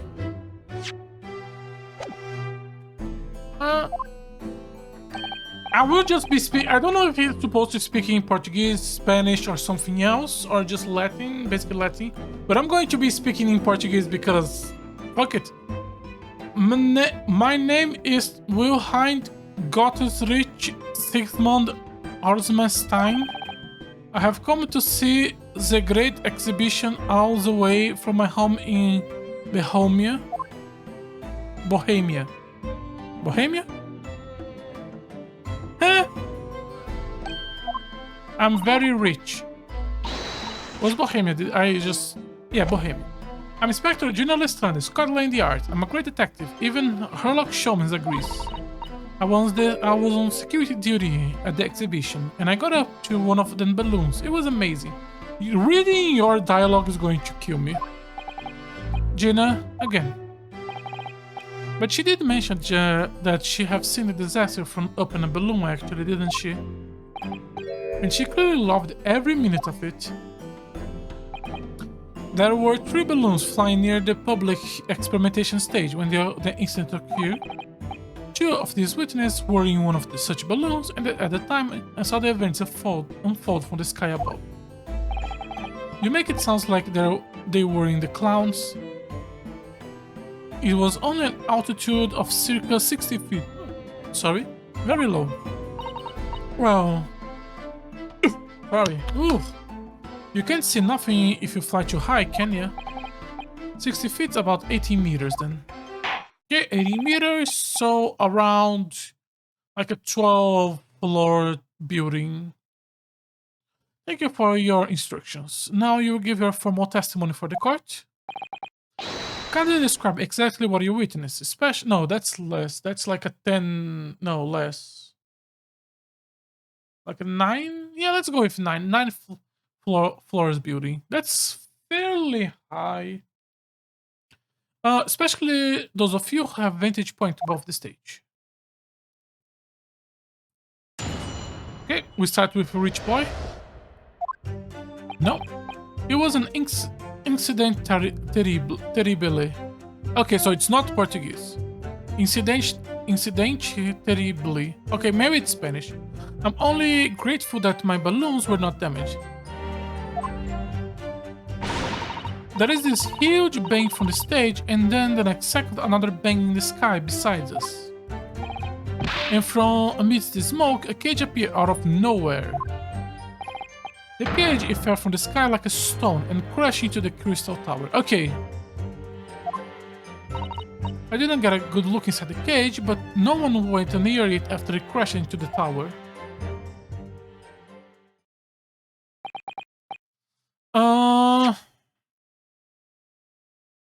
Huge bang from the stage, that's the explosion. A huge bang in the sky, and then the cage appeared. Okay. What is the second bang? A most extraordinary collection of accounts, I must say. Could I clarify something? There is a detail in the witness testimony I have not heard any mention until now. Specifically, there was 2 explosions.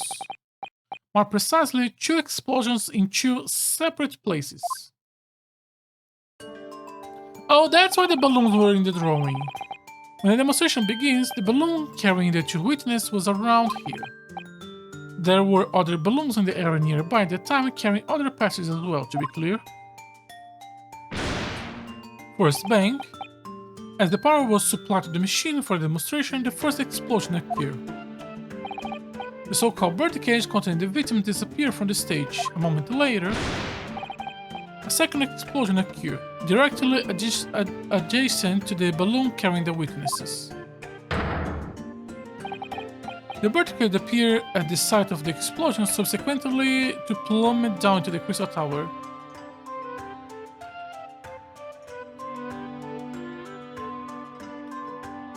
Their attention was focused, so they didn't.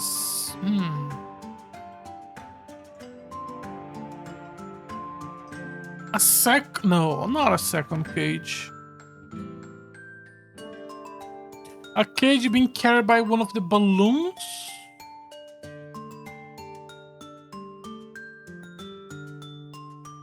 This music is making me think of Professor Layton, and I'm just here trying to solve the fucking puzzle.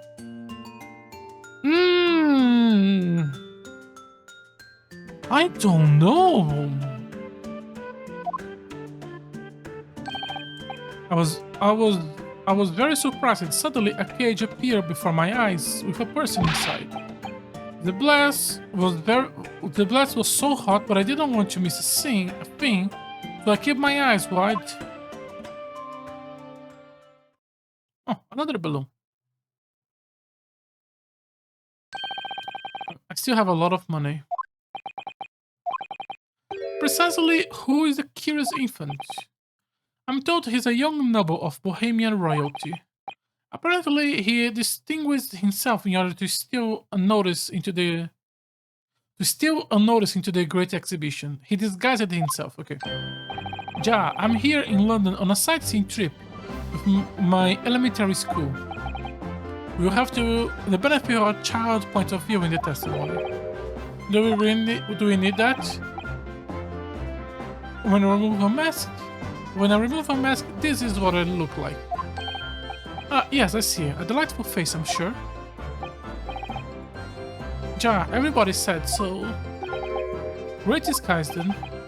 The point is, the testimony of this witness further substantiated the facts for the court, namely that despite ending in an explosion, instantaneous kinesis was successfully demonstrated. Furthermore, that until the arrival of the police, no other approached the crystal tower where the victim fell. Therefore, only the accused, who was with Mr. Asman on the stage, could possibly have committed the murder. Yes, thank you, counsel. The prosecution views on the matter are quite clear. So, the defense cross-examination now, please. Yes, my lord?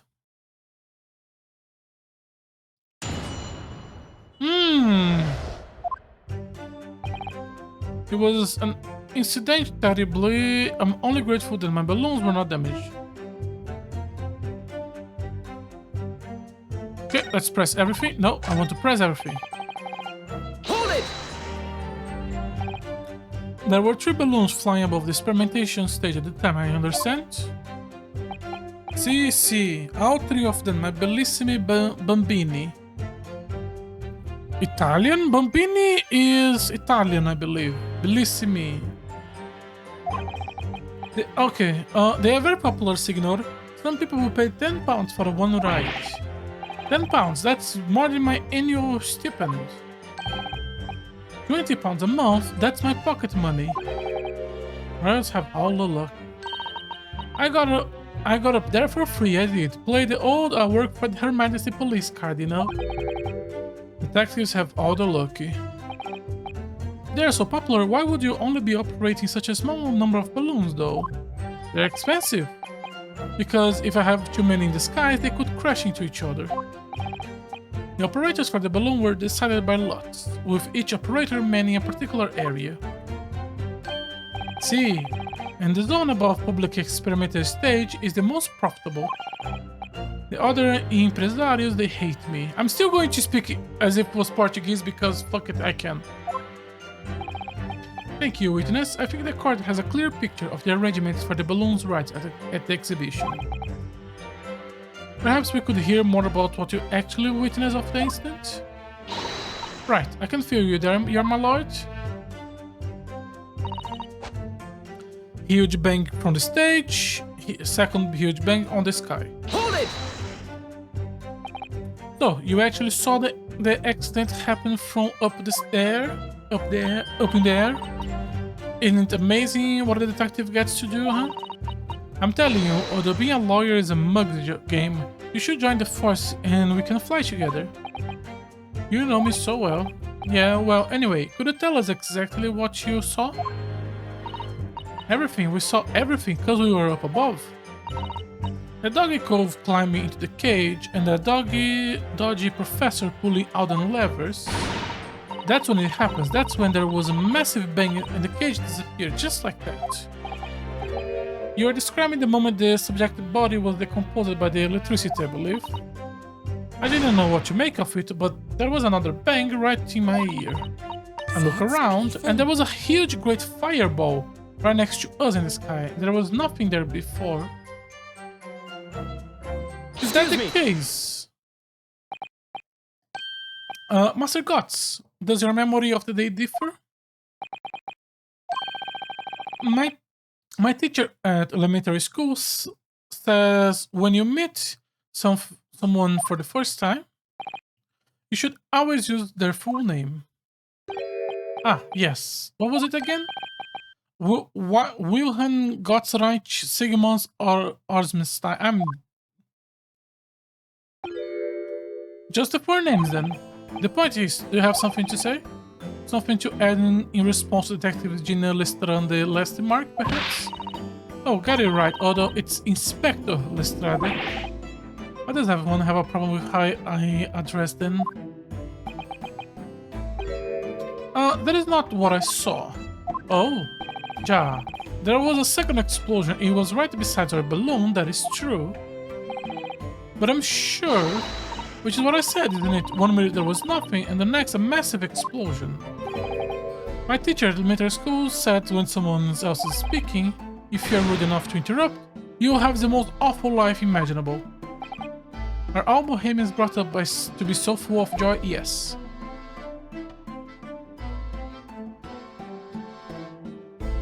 Most profitable day. Just before the second explosion next to our balloon, I clearly witnessed a green balloon flying in the sky. Okay, so yeah. The second balloon is this canvas.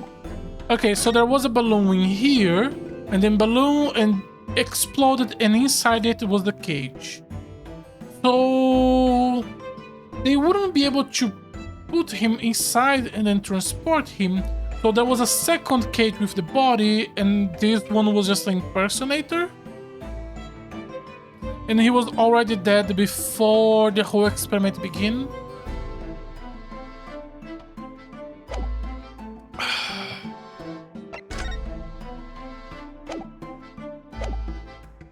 A green balloon? Oh, you what? I never saw nothing like that. Well, I did, I saw it, and you cannot say I didn't. I will complain to the council. I will cry and scream. My testimony is true. I'm a Bohemian prince. You cannot say it's a lie. That is not allowed. Playing the bleeding royalty card, are you? Typical. Says the orphan who likes to remind people she works for Her Majesty Police. I mean, one got a job and the other was born into a position. That is a very different case, Naruto. In that case, young man, I must ask you to amend your formal testimony. In the interest of the cordial nation relations between the Great Britain and Bohemia. At the time, okay. Can I just present this now? Objection! No. Okay. And the crossbow was used to explode the second balloon. Hold it! Green balloon. Are you sure about that? Of course, I'm a proud Bohemian prince. All the questions are making me boring. Bored. I think you mean bored. Ah, English is very annoying. I agree. The language of my countrymen is far superior. I agree. Ragazzo, it is very wrong to lie. Lie? Flying balloon never explode for the same reason the planet never explode. It is logical. Please tell me that doesn't mean logical. If you insult me, you insult all of Bohemia. Die. I will have the army come here and shoot all your stupid balloon in the sky, all of them.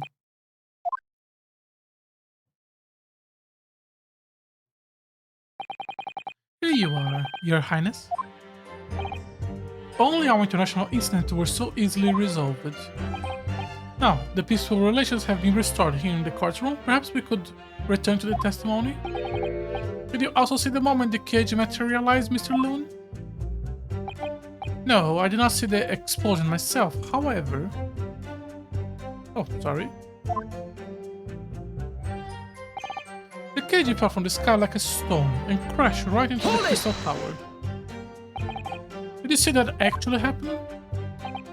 No, in reality I did not. I saw after it hit the tower. There was a great confusion around the stage and I ran to see what had happened. I was terrorized by the idea that one of my balloons have crashed.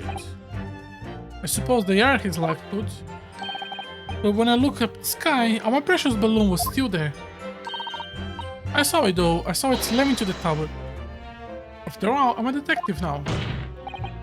Tell us what you saw, Inspector Lestrande. That's what I like to hear. I didn't get a good look at the cage, but no one went near it after it crashed into the tower. Was it you who gave the order to keep people away? Use their head, although how could it have been me? I was up in a balloon. Right. So, because I was unavailable, it was the boss who had to leg it over there. He was getting shoved and kicked all over by the panicked spectators, as he tried to seal off the scene. It was a real sight to behold, I can tell you. Amazing. Poor Inspector Gregson. So, anyway, I couldn't see the cage that well because of all the smoke. And I didn't really want to see it, to be honest. I was scared out of my wits. Keep it together, Inspector. The prosecution really is asserting that the demonstration was genuine. But what if there was some sort of switch-around trick? That would have meant the victim was never actually on the stage in the first place. Two explosions would have thrown everyone watching to panic. I think I need to find out about what exactly people saw at the time.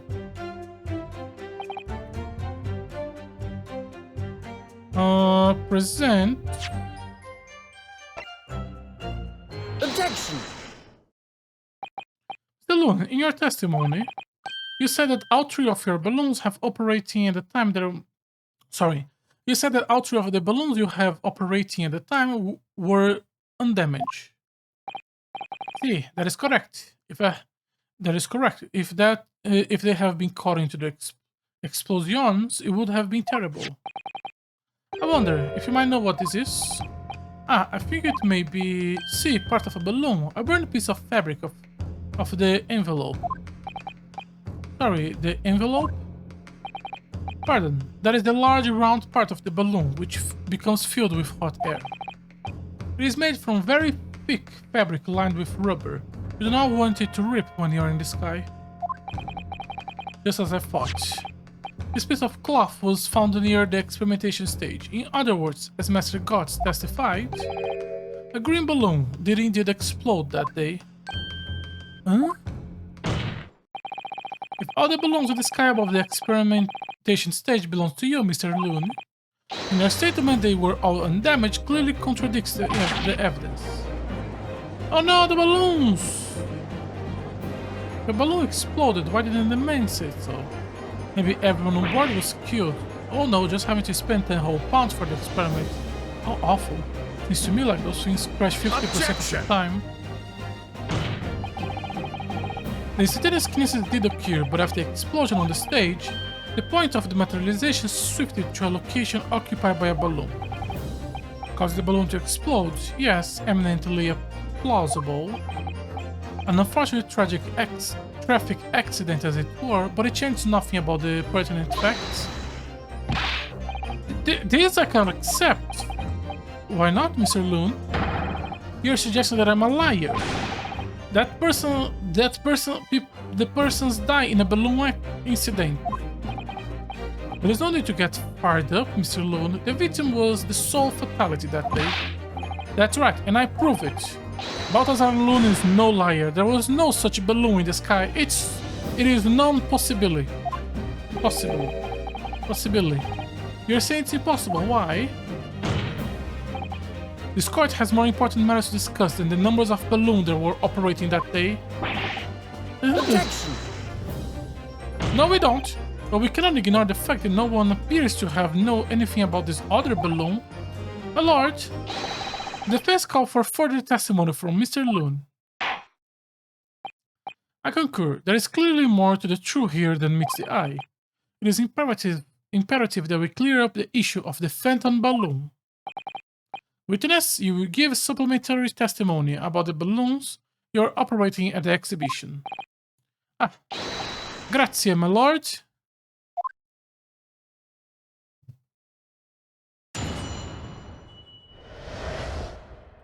Mr. Loon's balloon. As I said, Balthazar Loon is no liar. Have a balloon I have in the sky landed safely. All three of my balloons were carrying passengers. If they fell to the ground in an explosion, what a catastrophe. But you can't get away from the fact that a burned up bit of cloth was found at the scene. The coppers at the yard reckoned it was probably some debris thrown from the explosion on the stage. That stupid ragazzo is mistaken. My balloons have the red and blue zigzag strips anyway.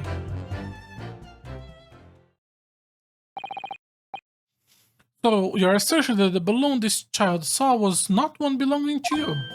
See, exactamente. If he have even saw a balloon in the first place, I do not like the sound of it. It's very bad for business. I have good mind to sue the land of Bohemia.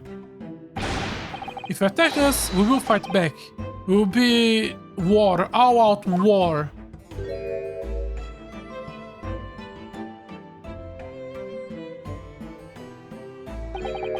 What happened to our war? The Loon certainly doesn't appear to be lying, but that doesn't change the fact that the testimony and evidence are contradictory here. If the defense is unable to find fault with the witness' testimony, the court must consider them true. Think long and hard on that, my learned friend. The situation has clearly changed. I have to get to the bottom of what happened here, no matter what it takes. Counsel, you may now cross-examine the witness.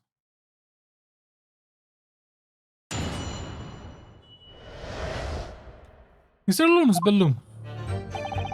As I say, Balthazar Loon is no liar. Okay, let's just start pressing. You couldn't just have forgotten one, maybe? Ignore. I might not notice if I was given 100 lentins and one was missing, but we are talking about 3 enormous balloons. Do you believe I could have mistaken about something so grungy and expensive? I took the liberty of having Inspector Gregson check this gentleman's warehouse. I have the report. It clearly says a total of 3 balloons. It would appear no mistake have been made then. Surely Middleston could have sent for such a menial task. What, me? I'll tell you what I told the boss, is and kids like me can only cut up to 2. Obviously that ain't true, but the boss bought it and said he'll have to go himself in that case. Hold it! It would be quite a catastrophe if they fell to the ground for any reason, I think. On that launch, Mr. Looney, tell me, what is it that keeps these balloons in the sky? Are you an idiot? Sorry? That is like asking why does a candle burn bright? It burns bright because it burns bright, and the balloons fly because it flies. Why? What else? That must be Italian for I don't know. There are 2 types of flying balloons, hot air balloons and gas balloons. Hot air balloons work on the principle of hot air being less dense than cold air. Whereas gas balloons, they're lifted by using gas that is lighter than air. See, my balloons are filled with magic gas, I believe. Hydrogen, lighter than air, but highly explosive. Good lord! I do not permit smoking of the cigarettes in any of my balloons. The magic gas does not like fire. Even a small spark of static electricity could cause an entire balloon to explode. What is the matter with you, Signor? All that comes out of your mouth is esplosione. I tell you, my balloons are perfect safe. They have to be or I cannot eat. None of my balloons exploded that day, I'm completely sure. If you still say that is what happened, you must show me the proof. Alright, so Mr. Luna have 3 balloons. No one damaged, then what was the one that exploded?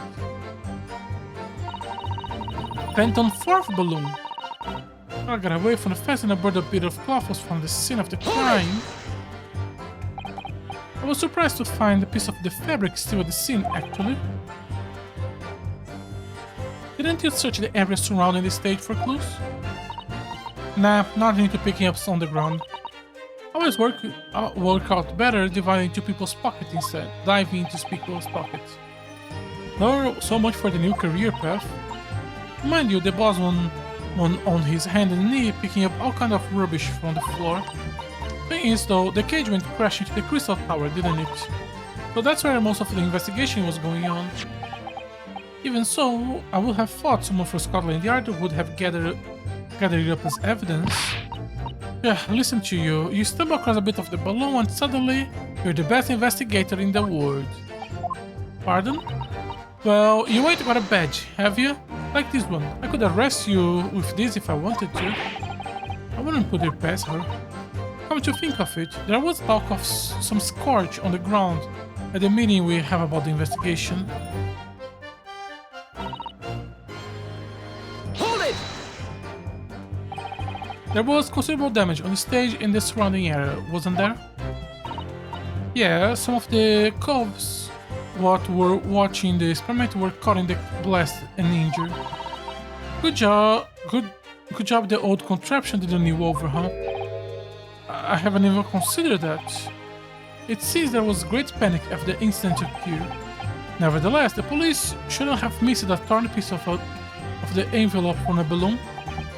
Inspector Gregson can expect repercussions. Like me swiping out his fish and chips, huh? The man's sole pleasure. None of this matters, this scrap of balloon envelope means nothing, niente.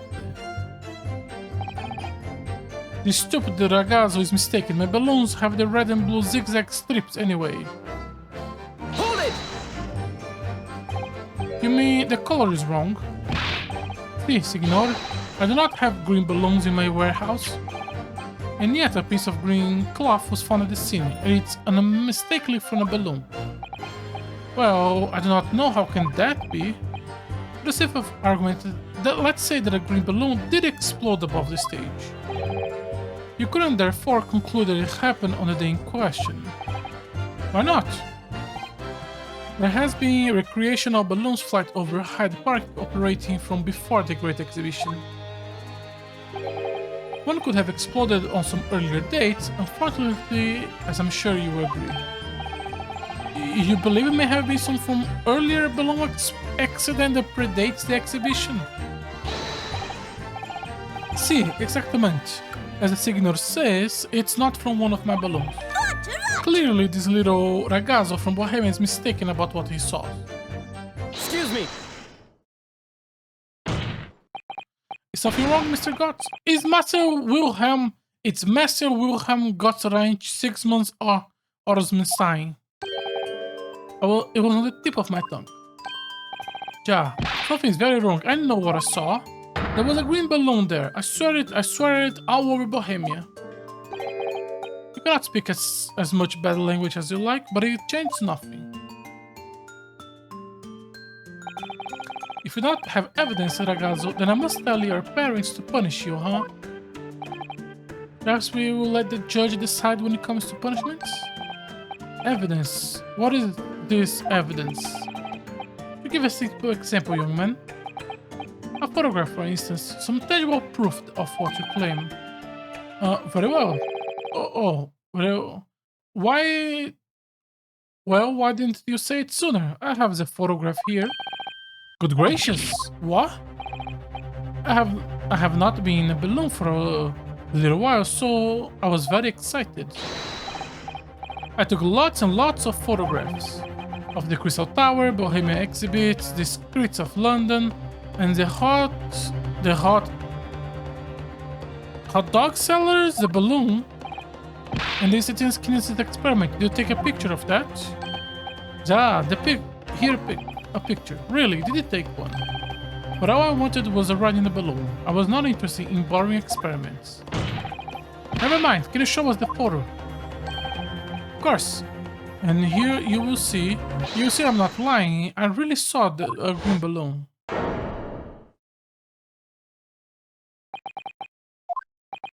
I want to look at it more. Well, I see you are too shocked to speak. Yes, I think shocked is indeed the word, young man. Yeah, perhaps you cannot see... You cannot see what it was the green balloon from the photograph, but that is not my fault. It's the fault of the stupid person who made the camera. That is one very Bohemian sounding cry. Wow. I don't know how to pronounce the A like that. But well, the court will accept this photograph as evidence. Let me spend like 20 minutes looking at it.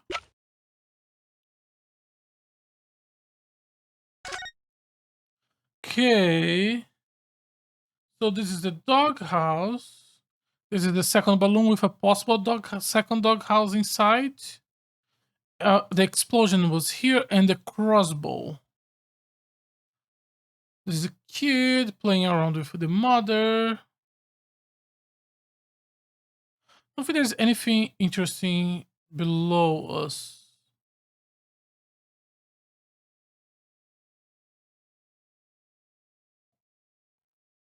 And he was on the machine.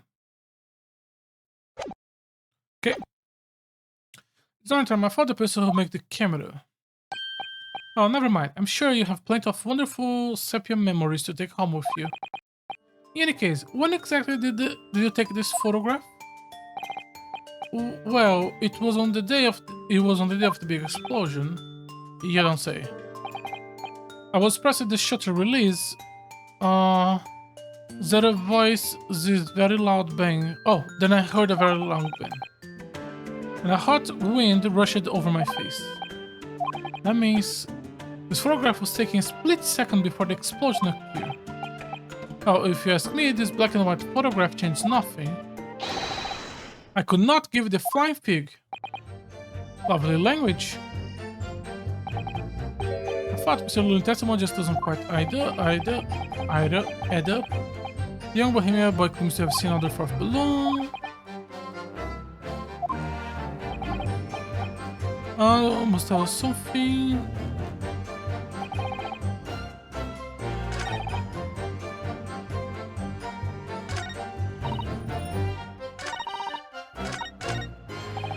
I'm gonna go with this one.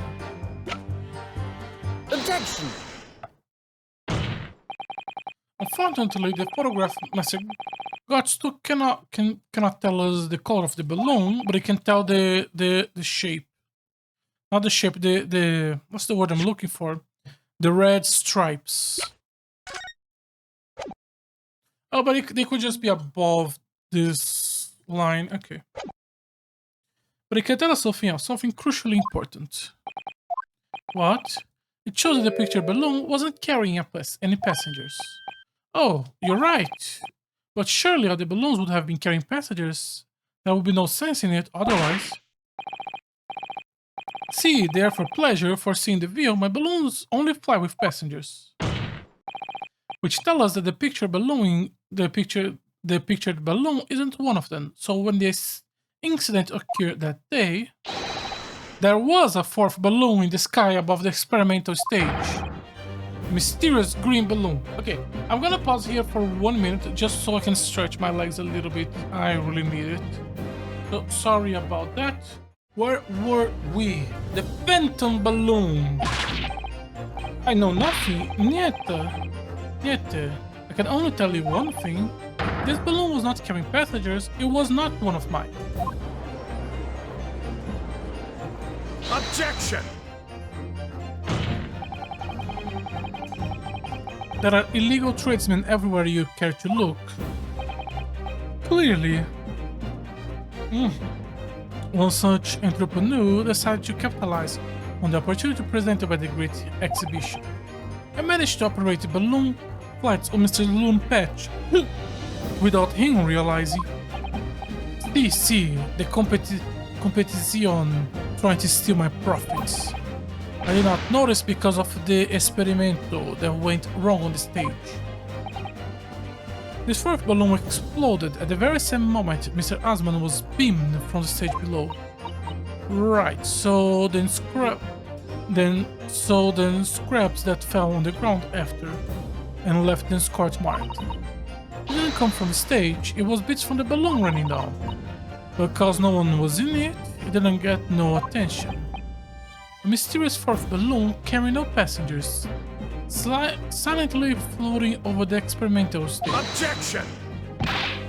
This photograph shows us nothing more. A stray balloon carrying no one, operated by some rogue trader. Clearly, it has nothing to do with the case. This relevance does elude me, I must say. The court has seen sufficient evidence of her ample testimony. The prosecution calls for the trial to be concluded.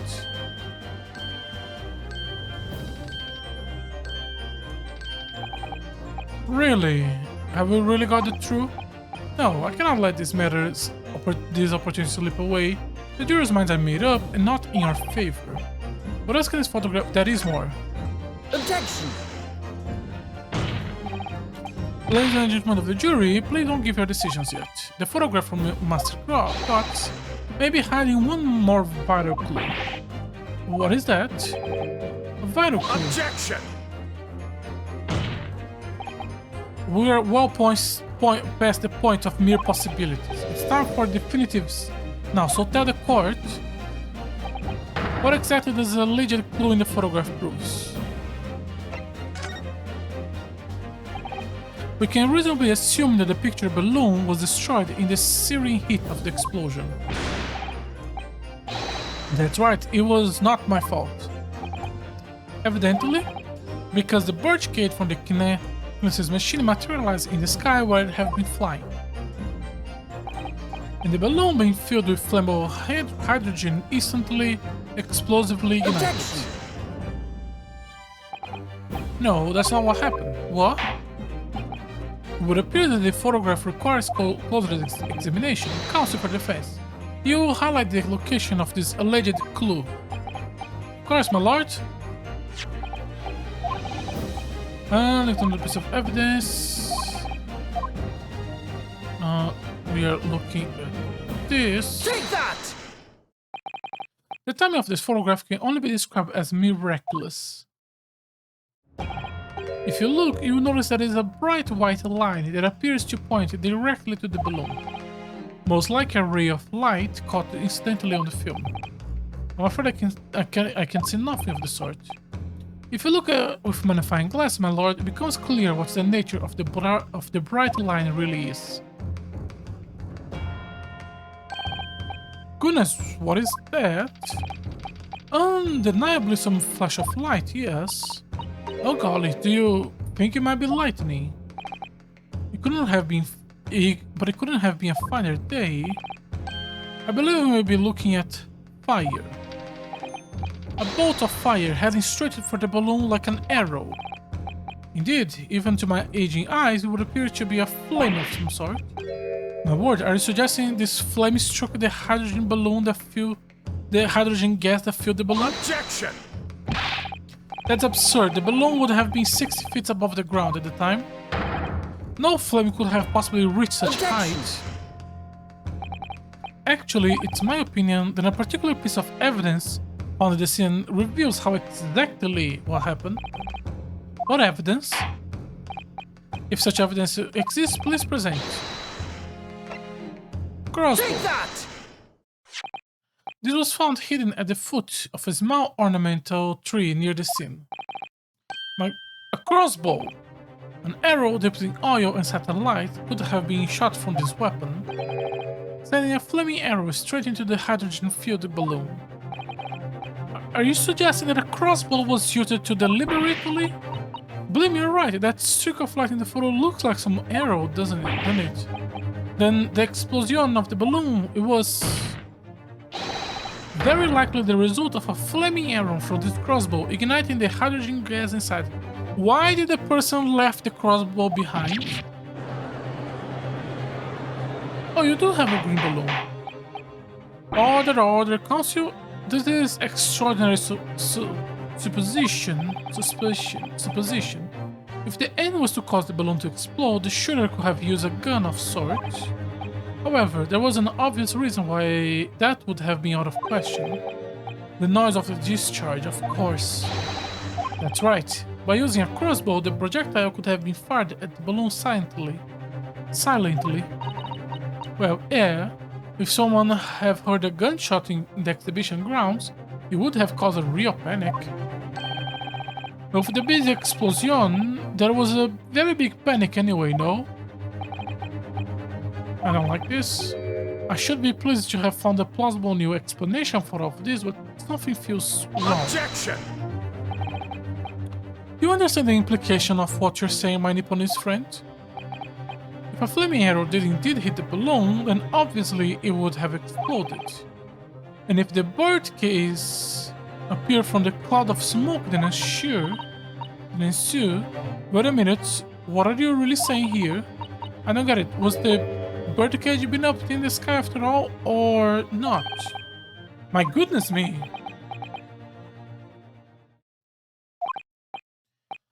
Now I understand. That's what that sinking feeling is about. I think there's a good chance that the birdcage was actually concealed inside the balloon all along. What? Did I just hear that correctly, Council?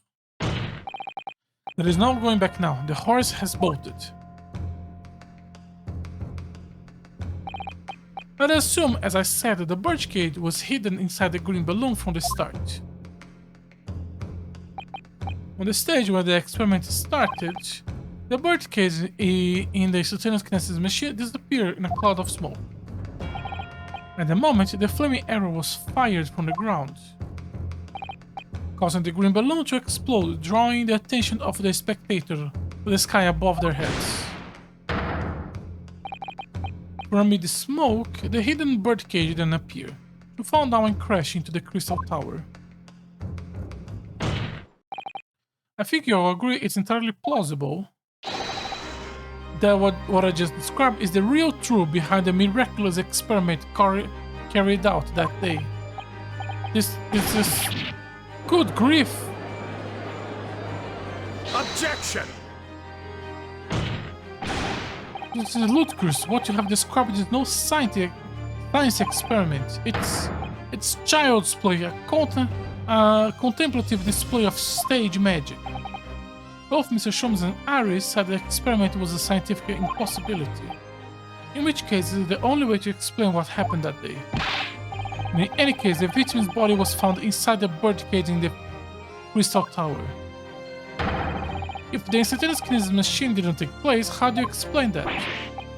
Well, if I may put a word as a minion of magic myself, such apparent discrepancies can easily be explained by some simple deception. Rule number 3, all that would be required is a doppelganger, someone who looked very similar to the victim, Miss Asman, and having this other man appear on the stage and having this other man appear on stage to front the show as a body double. Yes, of course. So in fact, the Asman must have been inside the birdcage that was concealed inside the balloon right from the start. Objection! The balloon would have been filled with hydrogen. Anything hidden inside would have scattered to the four winds when it exploded. No one would ever have embarked on such a risky venture. Not necessarily. Explosive force of the balloon gas would very much depend on the mixture ratio. Rule number 4. Flying balloons are rarely filled with pure hydrogen, but a mixture of other gases, such as helium as well. Helium on its own doesn't explode, but by controlling the gas mixture ratio, the explosion force can be altered. The mixture ratio? I love how Valdix is also a dumbass and doesn't know shit. Obviously, the victim's body would have suffered some burns that would be unavoidable, but not to such an extent as to render this whole obscene charade impossible. So, everything that happened can be explained logically and scientifically. The explosion that engulfed the stage at the start of the experiment was no accident. It was all part of an elaborate deception to make it appear that the instantaneous kinesis have occurred. Well, goodness me. And if we accept that this is what happened, it means that the victim, Mr. Asman, was never present on the public experimentation stage to begin with. In short, he couldn't have been killed by the defendant, who was on stage in full view the entire time. I mean, by this account, he was killed before the show began and then put into the place, which you could argue that he could have done the killing anyways. It will be very hard for the prosecution. It will be very hard for the prosecution to counter. But Van Zix can't credibly maintain the Professor Harebrained as a suspect now. Hello, Harebrained. Good Naruhodo, I appreciate your efforts, thank you. Professor, but you can stop now. Just keep your mouth shut, please. Sorry? What is this about, Harebrained? I, Albert Harebrained, hereby confess that it was me who stabbed Mr. Audie Asman. Yes, it was me, with my faithful friend and partner, Audrey the Screwdriver. You are confessing to a fake crime just to protect your wrong hypothesis. Order. Defendant explained this to the confession. Professor Harebrained, what are you talking about? It's what I have said all along. I must protect my hypothesis and my precious machine. You stand there and claim it was a trick, our elaborate prank, but what is your proof? No, you have to examine the machine if you want to prove it, but then it would all be over. My beautiful hypothesis will be laid bare. I mean, the indignity of it. It's clear there were plans for the experiment, but you didn't actually build it. It's quite conceivable that Barak, Yes. I will cooperate. I'll do whatever you say. I swear it. So, please. Ensure that the Special Disposition for Scientific Equipment Act is adhered and to protect my creation.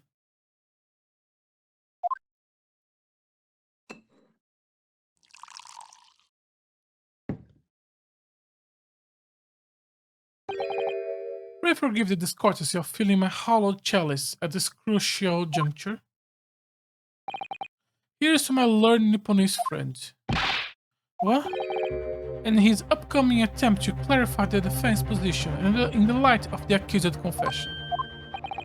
Do you intend to formally assert that the experiment was nothing more than a conjuring trick? Because the moment you do, the Special Disposition for Scientific Act that protects the professional invention will cease to apply. The prosecution will then demand a rigorous examination of the machinery involved in order to establish the proof. However, if you acknowledge that the machine is genuine and instrumental in the victim's murder, any chance of investigating will be crushed, and the confidentiality of the professor's hypothesis preserved. Well, Counsel, what is the defense's official position? Oh, I am enjoying this. This is such an interesting scenario for the series.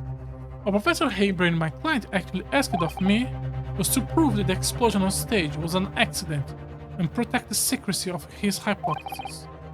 But there is no way to do that without implying the professor's guilty. Do I protect my client's life by asserting his innocence, or do I uphold my client's request but seeing him condemned? Like, okay, I get it that he really cares about the hypothesis and it's his life, but you understand that you are going to get a death penalty for this, right? You are going to die to protect a machine that cannot be studied, and so your scientific study literally just stops there. Either way, I cannot avoid betraying his trust. You have been silent long enough. Isn't talking your trade, my learned friend?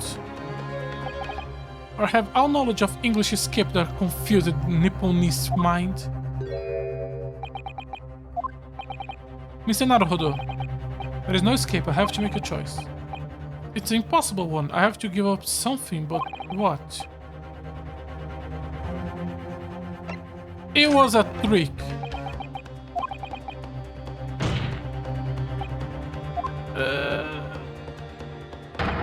No, I cannot say it. My client placed his faith in me. I cannot just let him down. What must I give up? It's not a question you have to ask yourself here. It's what can I protect? Hello again, Mr. Naruhodo. Oh, welcome back. Lady, I do not like to share information with you. Tato-san? But why? Hiya! My first was out to take it down in 6 months. There will be time to talk later, Mr. Naruhodo. For now, we must concentrate on the task at hand. Which is working out, not what I have to give up, but what I can protect. Professor Haybrain? Yes? Yesterday you told me the science is the pursuit of truth. Well, my job is to pursue the truth too. Yes, of course. And personally, I believe that you did not stab Mr. Huntsman. I think you have come to realize something yourself too, haven't you? That your experiment and machine you build with the victim are questionable. The truth behind that is what we must both pursue now.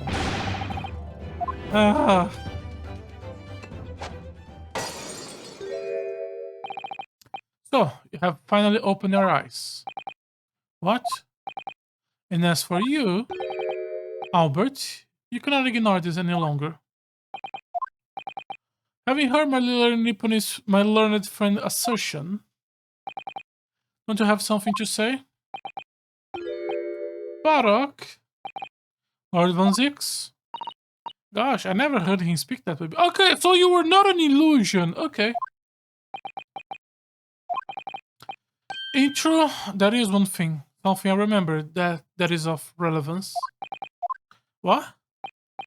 On the day it happened, just before I began experiment, I saw a man near the stage. A man holding that crossbow. I beg your pardon. Professor, did the man have any distinguished features? What did he look like? Tall, taller than me, and thinner than me. Straight hair, straighter and whiter than mine.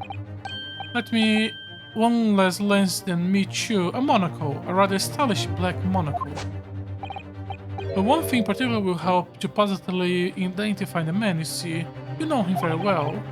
After all, he is the engineer who built my invention. What? He built the machine. That's right. So Asma introduced him to me a year ago. He's a man by the name of Enoch Drebber. Enoch Drebber. What? Drebber? Does this mean something? Members of the jury seems flustered. Not a name any scientist wishes to hear. The man is an abomination. Not a name a conjurer wishes to hear either. Who on earth is he? I'm afraid this isn't the first tale of this nature that I have heard in scientific circles in connection with that name. There is talk of other flamboyant experiments that turn out to be nothing but stage trickery in the end. Obviously, the rascal is after the government research grant money. When magicians are in need of money, I have heard of them resorting to these underhanded tactics. Some acquaintances of mine with experience of such things have mentioned Enoch Drebber's name before. The man's an engineer and a magician. Sorry, I think my internet went down for a second. Seems to be good. Okay. The man is both an engineer and a magician. Yes, we are dealing with an unparalleled confidence trickster here. That's Enoch Drebber for you.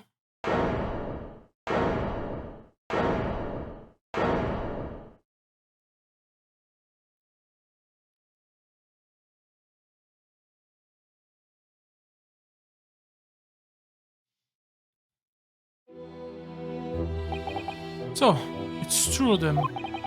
My invention, my greatest machine, it was just a grand illusion.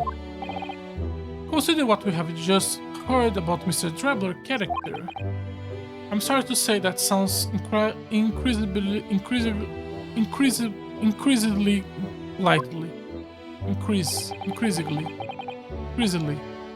Even though no one else believes it, I wanted to. I want to believe that I want to believe that a machine would function exactly as my hypothesis predicted. Which is why you were so opposed to it being investigated, I presume? I knew that if the machine was examined in details, its construction would give away my hypothesis. Obviously, I didn't want that to happen, but at the same time, I knew that if it was found to be nothing more than a trick than a work of deception, then everything I have worked towards, all my research, all my dreams, my whole life would be over. I was terrified at the prospect. So you really have no idea then, did you? About the true nature of the machine that was built, about the true nature of Mr. Drebber. I never questioned anything, I didn't want to question it. It's entirely possible that Mr. Asman and Mr. Drebber were working together to use you as a means of fraudulently acquiring the research grant money.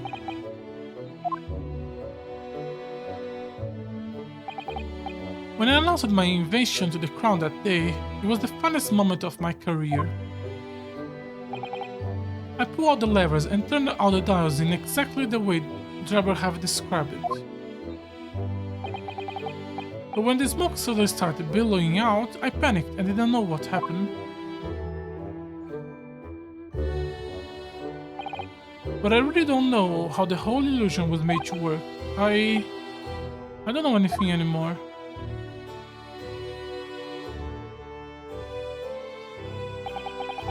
Let me confirm one final point with you, Professor. Do you now consent to the prosecution submitting the necessary paperwork? To release your invention from the protection afforded by the Special Act. Yes, please go ahead. I'm very sorry.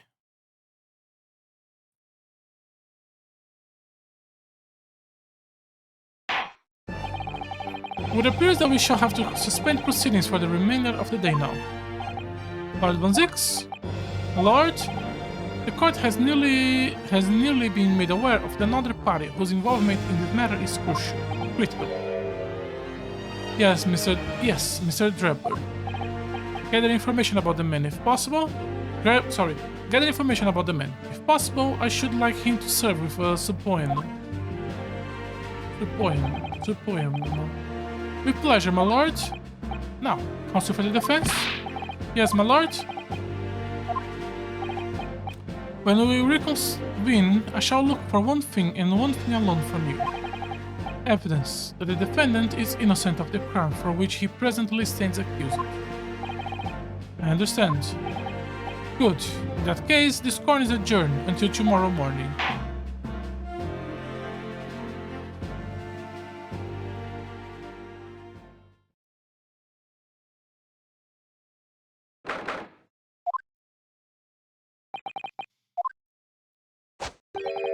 Mr. Naruhodo?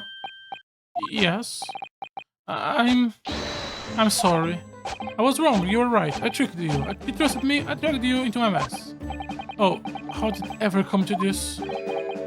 I'm so sorry. You did really have no idea, Professor? About what Mr. Drebber was up to, I mean, about what he was really constructing. Naturally, the machine was the embodiment of my hypothesis, of all my hopes and dreams. I have completely faith in it. Alright? In that case, I won't say anymore. Now, sadly the murder accusation against you still stands. So, we must do as much investigation as we can before the trial resumes tomorrow. How is this going to connect to the Wax Museum? Also, I am really a bit disappointed with the lack of the German terrorist from the Case 15. Well, thank you for doing so much for me. Hey!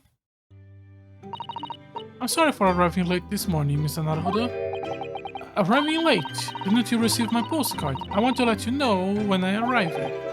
Postcard? What postcard? I had it from you, so it would be a surprise. Oh, that's what she was talking about. And that's why she didn't want to be the assistant, because she wanted the position to be vacant. Oh, you are such a nice girl. Well, did it work? I was surprised and right, especially when you threw me onto the ground. Oh dear, I'm so sorry. I was just so happy to see you again that it sort of slipped out. Maybe we could stick to more traditional displays of emotions in the future. So the train was late into London Victoria this morning, you see. But we made the coachman really whip the horse hard so she didn't miss the whole trial. I'm so sorry for the horse. I was watching from the gallery for a while, but in the end, I'm afraid I couldn't contain myself. Well, I'm glad you didn't. Having you at my side in court gave me the strength I needed to win. So, I'm delighted to see you back in London. Oh, you are too kind, Mr. Naruhodo. I'm delighted to be here. I hope I can continue to be of service to you. Of course, so, what brought you back? Did Professor Mikotoba not protest? Let's save all that conversation for when you are back at home, shall we? You know, I have made one of my most special blends ever for this special occasion. Oh, Iris, how wonderful! I can't wait.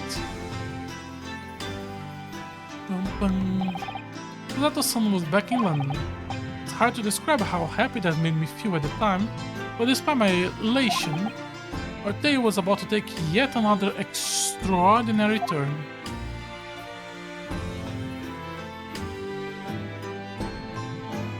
To be continued. Okay, that seems like a good nice place to stop. I kind of want to keep going because if I keep stopping early, the game is never gonna fucking finish. But come on, that's such a good place to end. So, as always, thank you very much for watching today's stream. If you're interested in watching more of my content live, I try to stream on Twitch every day. If you're interested in watching some of my old content, I try to archive everything on my YouTube channel. Once again, thank you very much for watching. Hopefully you will join me tomorrow. Bye bye.